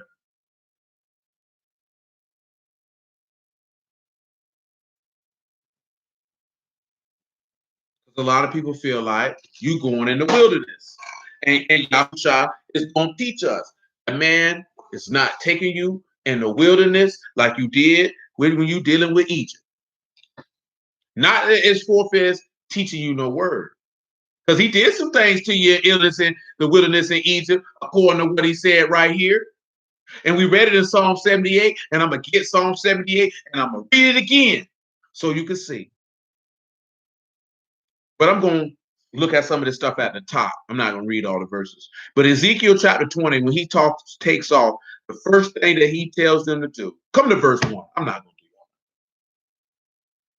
that. Ezekiel 21. And it came to pass in the 7th year, in the 5th month, and the 10th day of the month, that certain elders of Yasharal came to inquire of Yahuwah and sat before me. Then came the word of Yahuwah unto me, saying, Son of man, speak unto the elders of Yasharal and say unto them, Thus saith Yahuwah Elohim, are you? He said, boy, you know I don't fool with you, boy. Hold on. When we look at the word inquire, it is darash. It is to seek with care, to inquire, to require, to frequent a place, to consult and inquire and seek a Elohim, to seek a deity in prayer and worship, to investigate. He said, oh, you want to investigate me? He said, well, I don't fool with you, boy. That man swore on his name. He said, boy, I don't seek you. The elders now. That we say, boy, I don't fool with you, boy. That's hard right there. He said, will you judge them, son of man? Will you judge them? Cause them to know the abominations of their fathers. Look at the first thing he said, judge them. Now look here, right? I know it's execute judgment, condemning and punishing. He said condemn. When this is particular instance, he said condemn. See, hold on. Let me give you the other definition for judgment. Let me get it because it's mishpat in Proverbs 16 and 10. If my memory serves me correctly. Now, mishpat, this is what it say for mishpat: justice, judgment, ordinance, sentence, decision, execute a judgment. And remember, we done dealt with that before. Mishpat is showing you shafat is what's used in Ezekiel chapter 20 when he said, will you judge them, son of man? Will you judge them? Go ahead and condemn them because they evil. Saying to them, thus saith Yahuwah Elohim, in the day when I chose Yasharal and lifted up my hand into the seed of the house of Jacob and made myself known to them in the land of Mizraim, when I lifted up my hand unto them, saying, I am Yahuwah your Elohim. And that day I lifted up my hand unto them to bring them forth to the land of Mizraim and to a land that I espied for them, flowing with milk and honey, which is the glory of all lands. See, I just want you to see what espied is so you can see what he had done. Espied is term. He searched it. He spied it. He explored it. This was a land that he picked out just for you. Then said unto them, cast you away every man the abomination of his eyes. Notice what he said, the abomination of his eyes. And defile not yourselves with the idols of Mizraim. I am Yahuwah, your Elohim. He said, you know what? You need to stop worrying about the stuff you're lusting after that you see. That's why he say the lust of the eyes and the lust of the flesh and the pride of life. See, the lust of the eyes what got Eve in trouble. That's why you can't follow your husband, because you're steady desiring everything that you see. You don't desire him. Let me read that to you again. He said, then I said unto them, cast you away every man the abomination of his eyes, and defile not yourselves with the idols of Egypt. I'm Yahuwah Elohim. But they rebelled to accomplish my anger against them in the midst of the land of Mizraim. But I wrought for my name's sake that it should not be polluted before the heathen among whom they were, and whose side I made myself known unto them, and bringing them forth out of the land of Mizraim. Or read Numbers 13 and 14. Numbers 14 specifically. Because he judged them people in Numbers 14 and say, I swear, as I live, you will not enter into my rest. He condemned them. Understand that. Keep in mind. Work with me now. Follow me. Just look at what the text say. He said, wherefore, I caused them to go forth out of the land of Israel and brought them into the wilderness. I gave them my statutes, showed them my judgments, which if a man do, he shall even live in them. You mean to tell me when Yahushua coming back here, he's going to teach you judgments and ordinances that you've been around telling people already? That what you telling me? So you mean to tell me he got to sit you down and tell you not to eat pork? So you mean to tell me he got to sit you down and tell you don't go on your wife while she on her cycle? So you mean to tell me, after everybody been around here worshiping idols, worshiping Happy, worshiping the Baphomet, worshiping Pan, whatever you want to call them, whoever, however, it don't make no difference. You mean to tell me he got to sit you down and tell you don't have no other God before him? You's a fool if you ever seen one, if you think that's what's going down. You's a fool if I ever seen one. If you think that man coming down there to do that, you think he's coming down to teach you that the whole book was about him? Then what was the apostle? Now I ask any, does that make any sense for him to come down to do what he sent men to do before he got here? Somebody let me know. Does that make sense? Would anybody do that in anything? I sent dudes to teach you something, but I'm gonna teach you about it when I get here. But I sent them to do it. Because he said, whosoever receives whosoever, he sins. So you mean to tell me he sent somebody and didn't properly train to teach them before he sent them? That don't even make common sense. Don't even believe that. You don't even believe that in your heart. You can say it out your mouth, but you don't believe that in your heart. That's what that man did. Let's continue. But the house of moreover, I gave them my Shabbats to be a sign between me and them, that they might know that I am Yahuwah that sanctify them. The house of Yasharal rebelled against me in the wilderness. Oh, look what they did. Continue. They walk not in my statutes, they despise my judgments, which I do, he shall even live in them, and my Shabbats they greatly polluted. And I said, I will pour my fury upon them in the wilderness to consume it. We don't even need to read Psalm 7 again, because he's telling you right now. But listen to what he said. If you commit sin, that's what you're gonna live in. You're gonna live in that. Let's continue. But I worked for my name's sake, that it should not be polluted before the heathen, whose side I brought them out. Yet I also lifted up my hand unto them in the wilderness, and I would not bring them into the land which I had given them flowing with milk and honey, which is the glory of all lands. This is what he told Paul. Hebrews chapter 3. I just thank the Lord. I had 2 more verses that I was going to give y'all tonight. We ain't going to get that to them. I'll save it for tomorrow. I might can get the second one. I ain't going to get the third. Because I had words for the third one. And the third one going to take some time. We might get to the second one. I ain't going to get to the third. Hebrews chapter 3, right? 3 and 7, if you would. Wherefore, this is Hebrews 3 and 7. Wherefore, as the Ruach HaKodesh say, today, if you will hear his voice, harden not your hearts, as in the provocation, in the day of temptation in the wilderness, when your fathers tempted me and proved me and saw my works 40 years. Wherefore I was grieved with that generation and said, they do always err in their heart. They have not known my ways. Listen what he said, right? He said, don't harden your heart, but listen to what he's telling you. You don't know his ways. Now that go back to, you don't know this man because you don't listen to this man. As the woman, you're supposed to listen to your husband, learn your husband. He said, but you err in your mind. So you don't know what he wants you to do. Why do you err in your mind? Because just like he said in Ezekiel chapter 20, you got the abomination of your eyes. You got the lust of your eyes. So you're not paying attention. That's what got him in the wilderness. Let's continue. So I swear in my wrath, they shall not enter into my rest. Take heed, brethren, lest there be in any of you an evil heart of unbelief and departing from the living Elohim. But exhort one another daily while it is called today, lest any of you be hardened through the deceitfulness of sin. For we are made partakers of Mashiach if we hold the beginning of our confidence steadfast unto the end.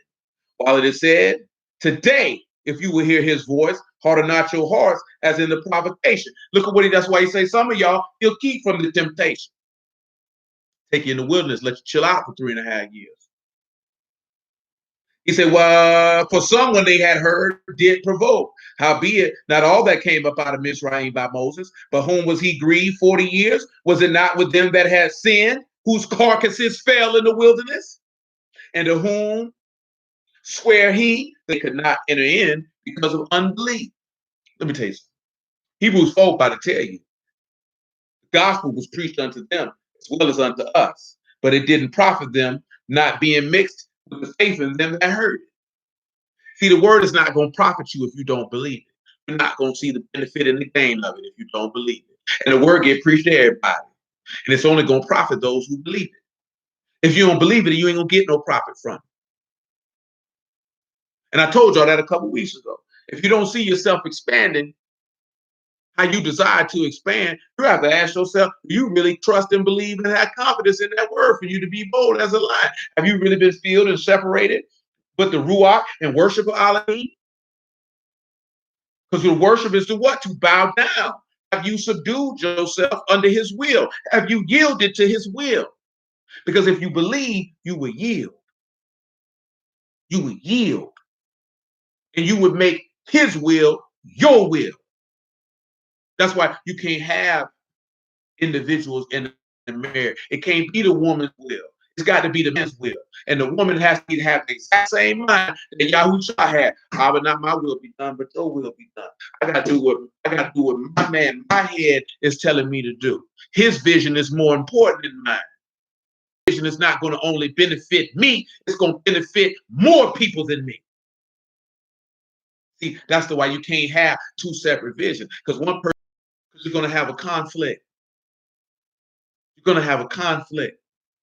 You're going to have a conflict. That's why there's conflict. Because you won't relinquish your vision and yield to his will and say, not my will, but your will be done. So you're not getting the profit. You're not going to get the gain. That is Ezekiel chapter 20. Verse 20. Hallow my Shabbats, and they shall be a sign between me and you, that you may know that I am Yahuwah Elohim. Notwithstanding, the sons rebelled against me. They walked out of my statutes. They didn't keep my judgments. Which if a man do, he will live in them. They polluted my Shabbat. And I said I would pour out my fury upon them to accomplish my anger against them in the wilderness. Nevertheless, I withdrew my hand and wrought for my name's sake, that it should not be polluted in the sight of the heathen, whose side I brought them forth. I lifted up my hand unto them also in the wilderness, because they had not executed my judgments, but despised my statutes, polluted my Shabbat, and their eyes were after their fathers' idols. Before I gave them also statutes that were not good, and judgments whereby they should not live. And I polluted them in their own gifts, that they caused to pass through the fire, all that opened the womb, that I might make them desolate to the end, that they might know that I am Yahuwah. This man told you that he polluted you in your own gifts, your own, the own things that you use as a bride, and then allowed you to sacrifice your children to Molech, so you'll know that he Yahuwah. You know, and I shared with some of y'all that video of Ari Spears being interviewed by DJ Vlad, and they were talking about, well, if there's a God, why he let this, that, and the third. And I told y'all this before. Nowhere in the text that Yahuwah say he would reach in and stop anybody from doing anything. See, a lot of people don't know the text say the wicked seed are made for the sword. See, it's a lot of stuff people don't know Yahuwah, so don't know how he operates. But this man say he created the good and the evil, the darkness and the light. See, the last thing that some people want to accept is when evil things happen, Yahuwah made that happen for you. He says, not evil been done in the city, have not I, Yahuwah, did it? They don't want to hear that. They don't want to hear that. But nevertheless, let's move on. Therefore, son of man, speak unto the house of Yasharal and say unto them, thus saith Yahuwah Elohim, yet in this your fathers have blasphemed me, and that they have committed trespass against me. For when I brought them into the land which I lifted up my hand to give them, they saw every high hill and all the thick trees, and they offered their sacrifices. And there they presented the provocation of the offering. There they also made a sweet savor, indeed, and poured out their drink offering, because he said he made the evil for the day of destruction. He made all things. That's what he said. Amen. And I said unto them, what is the high place where you go? And the name thereof is called Bama unto this day. Well, let's look at Bama, mean and hey. So behold the chaos in the house. Look at what they're doing in the house, worshiping idols. Wherefore say unto the house of Yasharal, thus saith Yahuwah Elohim, are you polluted after the manner of your fathers? Commit you whoredom after their abominations. For when you offer your gifts, when you make your sons pass through the fire, you pollute yourselves with all your idols, even unto this day. And shall I be inquired of by you, O house of Yasharal? As I live, saith Yahuwah, I will not be inquired of by you. He said, since you didn't search for him, he ain't searching for you. He said, since you want to live in your sins, and then you want to talk about you want to come looking for him, he said, don't come looking for me because I don't fool with you. That's staying in your chest. I don't know who they think who it is. Let's continue. And that which come into your mind shall not be at all that you say we will be as the heathen, as the family of the countries that serve wood and stone. And now here we are. As I live, saith Yahuwah Elohim, surely with a mighty hand and with a stretched out arm and with fury poured out will I rule over you. And I will bring you out from the people and gather you out of the countries where you are scattered with a mighty hand and with a stretched out arm and with fury poured out. And I will bring you into the wilderness of the people, and there will I plead with you face to face. Now we mentioned plead. Let's look at it again. Plead, shafat, shah, pay, and tet. This word is going to be, let's look at tet. Because you know you got consumed. Because you're getting consumed because you're getting judged. I was going to say contain for tet, but I'm just not sure that that's. So I'm going to take a look because I don't know if I want contain for tet. I got a feeling that I want something a little different in the conveyance of that. So we could say snake. Definitely not any generosity. It's definitely not any secrecy. You know what? We could say store or surround. So you sit back and you look at here. This word has stored up consumption against this day of judgment because you're going to be punished. Now, everything that he stated in Ezekiel 20, when you look at the context of the chapter, that's why we took the time to read all 34 verses in front of that. Just for you to understand the context of what he was discussing. Don't come inquiring of me now. Don't come inquiring of me now. I don't fool with you. You didn't believe what I said. 2 Thessalonians chapter 2 and verse 10, and then Isaiah chapter 66, and then Proverbs chapter 1. We're just going to go back and hit the three-headed monster of refresher of what it is because you don't believe it. Matter of fact, don't even get none of that. Don't even get none of that. Oh, none did answer. And when I spake, they did not hear. So he said, I'll choose out your delusions. Then he said, he calls you to believe a delusion that you might be damned because you didn't have a love for the truth. But I want you to come over here to the book of Hebrews, the epistle of Hebrews, I should say. And I want you to come to chapter 12. And after you get to chapter 12, I want you to grab your verse 16. Matter of fact, make it verse 4. See, that's a harsh saying indeed. Because a lot of people looking at it, I done told people for years, see, that's the Hebrew rapture. That going to the wilderness, that's the Hebrew rapture. You don't really got to be accountable for your conduct. But that man said he gonna plead, he gonna shafat, he gonna judge and condemn and vindicate and punish those in the wilderness the same way he did. You don't believe me? Read the book of Exodus. Read the book of Numbers. Read the book of Deuteronomy. Look at what he did. Read Leviticus. Read Psalm 78. He told you what we read in Psalm 78 on Wednesday. He said while they was riding there lusting, that he killed them while they were eating it, while they were eating the quails. He said he killed them dead right there on the spot. What about the plague that came upon them when they all was around there living wicked and the serpent did them? And they had to look at the serpent on the pole. We just read about Numbers 14. He swore on his wrath. Well, y'all not getting in here, boy. He said, boy, as I live, he said, boy, y'all not getting in here. Boy, I swear on my name, boy, you're not getting in. See, the thing about the wilderness part, if nobody wanted to consider that that's what he was referring to in Ezekiel 20. Because nobody like you talk about the people bucking in the wilderness, but you don't think that because why would he have you in the kingdom? Why would he have you in the kingdom to judge you? Pause. Daniel chapter 7. From Daniel chapter 7. Matter of fact, let me read the Hebrew. I'm getting ahead of myself. That's my fault. Pardon me for that. I'm getting ahead of myself. Hebrews chapter 12 and verse 14. I'm getting ahead of myself. Hebrews 12 and 14. Follow shalom with all men in Kadash, without which no man shall see the Lord. Looking diligently, lest any man fail of the grace of Elohim, lest any root of bitterness spring up trouble you, and thereby many be defiled.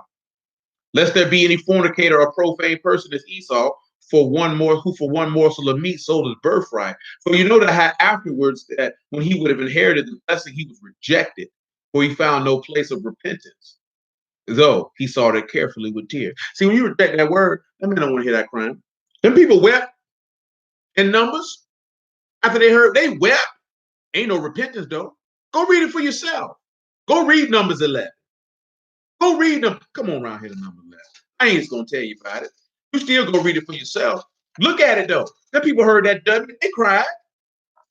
That didn't change nothing. That did not change nothing. I got the right spot. A couple of verses in my head, but it might not be. 11. 11 is when they get murked for the there you go. There you go. I think I just seen it. Then it went out of my eyesight. Because you got a lot of examples in Numbers about how bad they were bucking. They were bucking hard. Give me a second, man. I thought I had the verses in my head. The locations, the words that's in my head. And then people got killed. And he told them they judgment, and then people sat there and cried.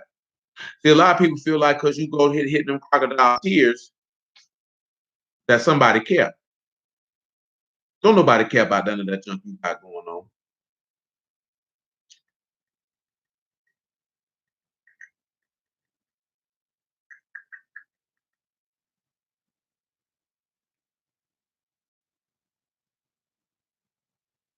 Ain't what I want either.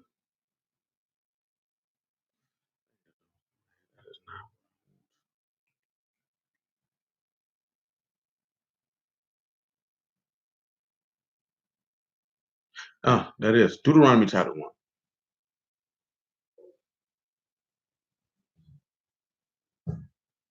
Deuteronomy chapter 1, verse 30.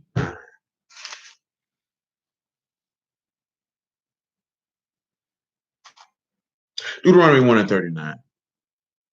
Matter of fact, 38. Yahushua the son of Nun, which stand before you, he shall go in hither.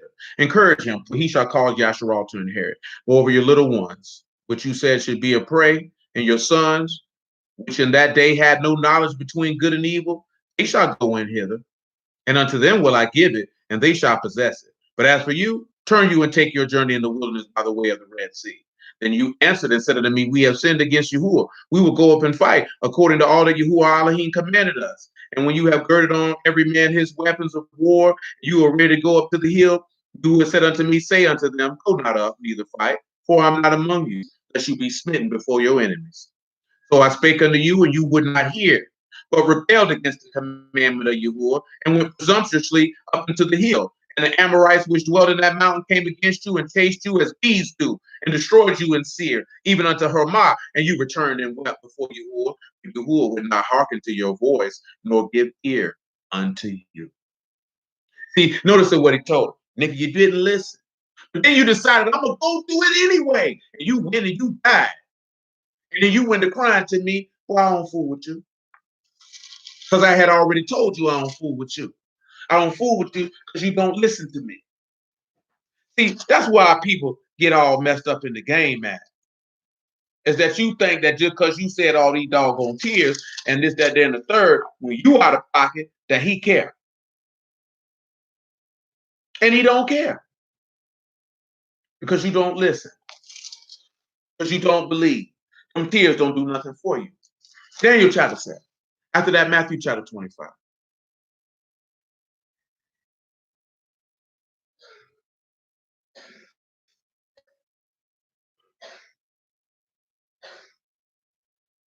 His judgment going down in that wilderness, baby.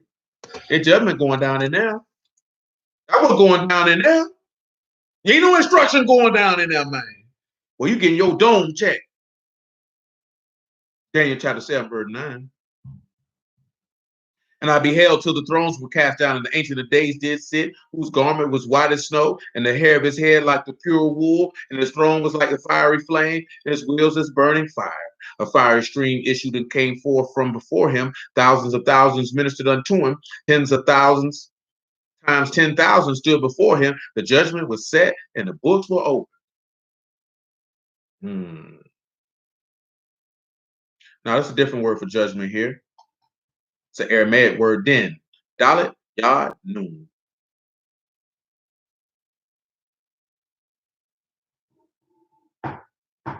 Matthew chapter 25, verse 31.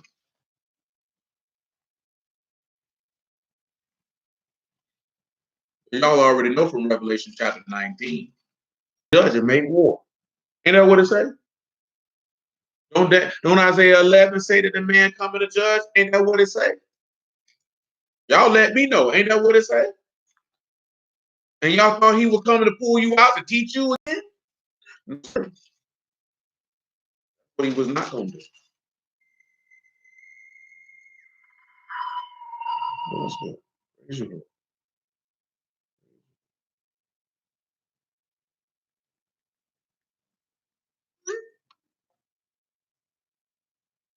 25 and 31. Book of Matthew. Before I wrap this up for this evening shortly. I appreciate everybody's time. When the Son of Man shall come in his esteem, and all the Kadash Malachim with him, then shall he sit upon a throne of his esteem. And before him he shall be gathered all nations, and he shall separate them one from another, as the shepherd divided sheep from the goats. He shall set the sheep on his right hand, but the goats on the left. Then shall the king say unto them on his right hand, come, you blessed, lasting fire. Because the Lord is coming to judge. Remember what we read earlier in John 12. He said, I didn't come to judge. I came to save. When this man's returning, he's coming to judge. He's coming to judge. He's coming to judge. The man's not coming to save. He's already done that. You'd be like, well, he's coming to gather. That's not what he's coming to gather you to bring you in, because that's what Yahuwah promised you. But he's coming to judge at that time. You just wouldn't be no different than Noah and his household on the ark. Yeah, Noah then was saved, and it was a work of salvation in the midst of that judgment. You got it when he get here, you ain't getting it. You're supposed to already had it. This is not a get it at the door type of thing. You got to get it for the door shut. You can't run up talking about let me in now. You was out here playing, skinning, winning, and sinning. Ezekiel chapter 20.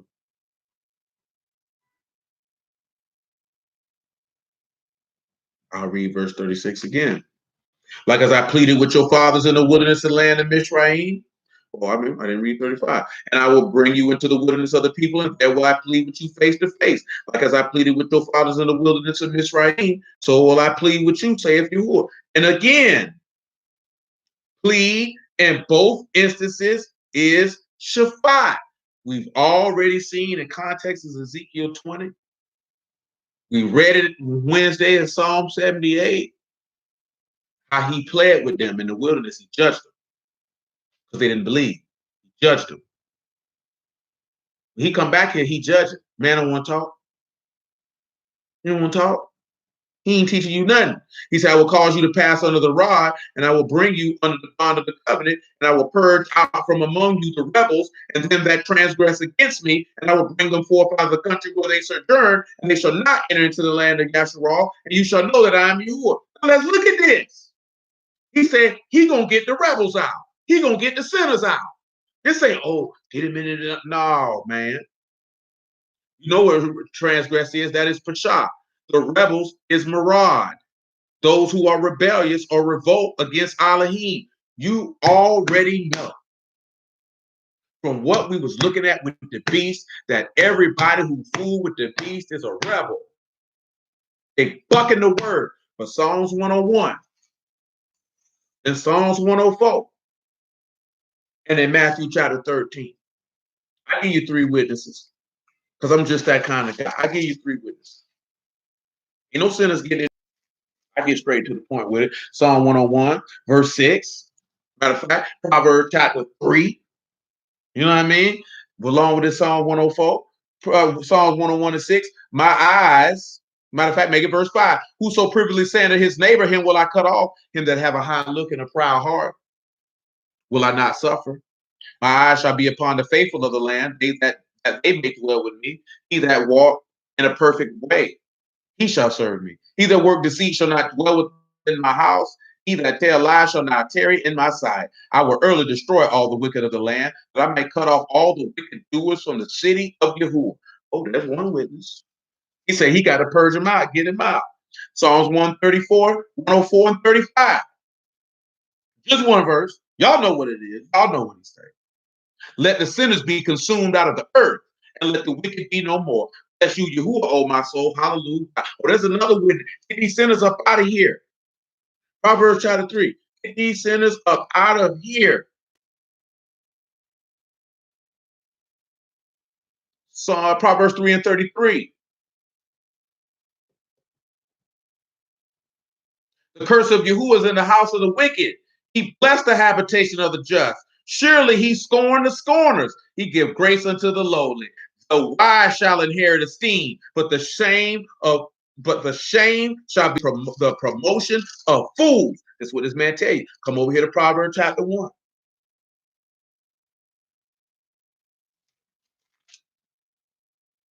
1 and 32. For the turning away of the simple shall slay them, and the prosperity of fools shall destroy them. But whoso hearken unto me shall dwell safely, and shall be quiet from fear of evil. Matthew chapter 13. We already know from Zephaniah chapter 3, nobody who do no sin gonna live there. You can be doing no sin and living there. Lies you around here telling. Matthew chapter 13, verse 41. Make it 39. Screw it, make it 37. And he answered and said unto them, he that sowed the good seed is the Son of Man, the field is the world, the good seed are the sons of the kingdom, the tares are the sons of the wicked one. The enemy that sowed them is the devil. The harvest is the end of the world. The reapers are the angels. As therefore the tares are gathered and burned in the fire, so shall it be at the end of this world. The Son of Man shall send forth his angels, and they shall gather out of his kingdom all things that offend, and them which do iniquity, and shall cast them into a furnace of fire. There shall be a wailing and gnashing of teeth. That's your purging out your rebels. Get you sinners up out of here. Revelation 19. Y'all know what he said in the Epistle of Jude.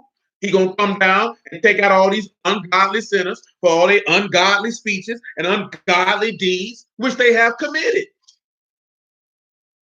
Revelation 19 and 11. Let's just see what he say. I saw heaven open, and behold, a white horse. He that sat upon him was called Faithful and True, and in righteousness he do judge and make war. This man say he got a clothes dipped in blood. Hold on. Revelation 14, what he say? That he tread in the winepress of the fierceness of the wrath of the mighty Elohim, and that the angel that thrust in the sickle and gathered the vine of the earth to cast it in the great winepress of the wrath of Elohim. Did not Paul say that we've been saved from the wrath of Elohim, and you think he coming through to give you hugs and kisses and champagne wishes? You's a damn fool. That man ain't fooling with you. You ain't got no spirit. You don't belong to him. He's taking you out because he gonna consider you a rebel. See, there's no gray area with Yahuwah. You either with him or you ain't. Ain't no halfway. You either a son of Elohim, or you a son of the devil. It's that simple.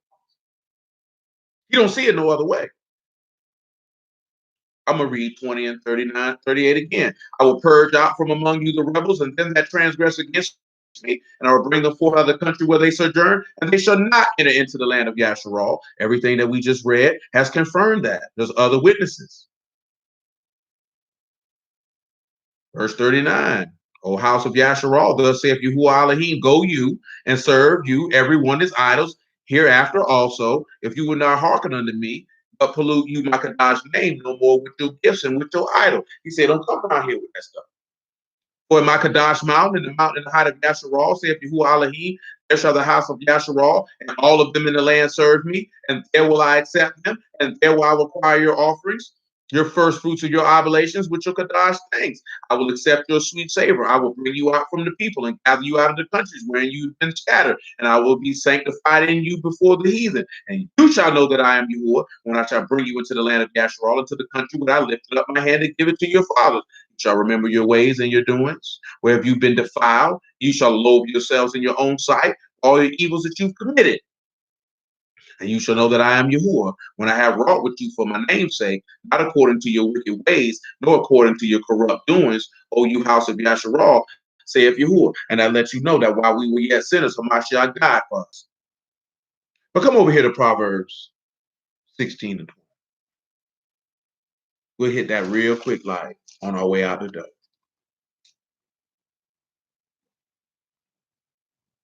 I thank Yahuwah for the word. I thank Yahuwah for understanding, which is the most pivotal and most important thing of them all. Proverbs 16 and 20. He said, he that handle a matter wisely find good. Whoso trusts in Yahuwah, blessed, happy is he. Now see, I'm going to share something with you. See, it says that he that handle a matter wisely. That's not what that means. It said he that handle a matter, it say the bar, word. So it says sakal, which is wisely, circumspect. That's what it say.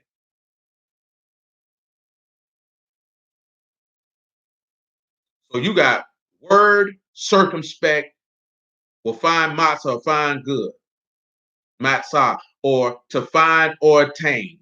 So the word with circumspect will find tob or find good. Then you have the top, and then you have the sure. Now you have blessedness. Now we'll deal with that, y'all. We'll look at it on tomorrow because that's still dealing with being bold as a lion. But if you know the word and you deal with it wisely, you'll find something good. You'll find that ruach. And then because you trust in Yahuwah, then you will be blessed. See, look at how that sit there. You can look at it. You say he that handles the matter, but it really say he that has the word with wisdom. See, you got to have the word and know what to do with it. If you ain't got the word, you don't know what to do with it, and you ain't gonna get the insight. You're not gonna be blessed because you're not gonna trust Yahuwah. But hallelujah for Yahushua and the word. Did everybody understand that? Look at that clip. You're not going to no wilderness to get no word. They're going to the wilderness to get judged. They're going to the wilderness to get judged. But the most key component that you have to understand is you got to be born again. You got to become a son so you can inherit. That's the main point that you should have gravitated from that. The people who cut off are cut off because they weren't sons. They were of the flesh. Let the son make you free. Let him free you from your sins. Let him free you from your bondage. Let him free you from everything that oppress you. Take that burden off your back. Lay it at his feet. And you'll be free. And therefore, you can inherit all things. But if not, you Ishmael. And he's going to say you a son of a bondwoman. And you got to go. But I bless everybody out the house of Yah, name of Yahushua. And again, praise be to you in the name of Yahushua for his word. Y'all willing, we pick it up on tomorrow. Continue down what we continue. I appreciate everybody's time. And blessings out the house of Yahuwah, in the name of Yahushua. Prayerfully everybody understood all things. And Yahuwah willing, till the next time.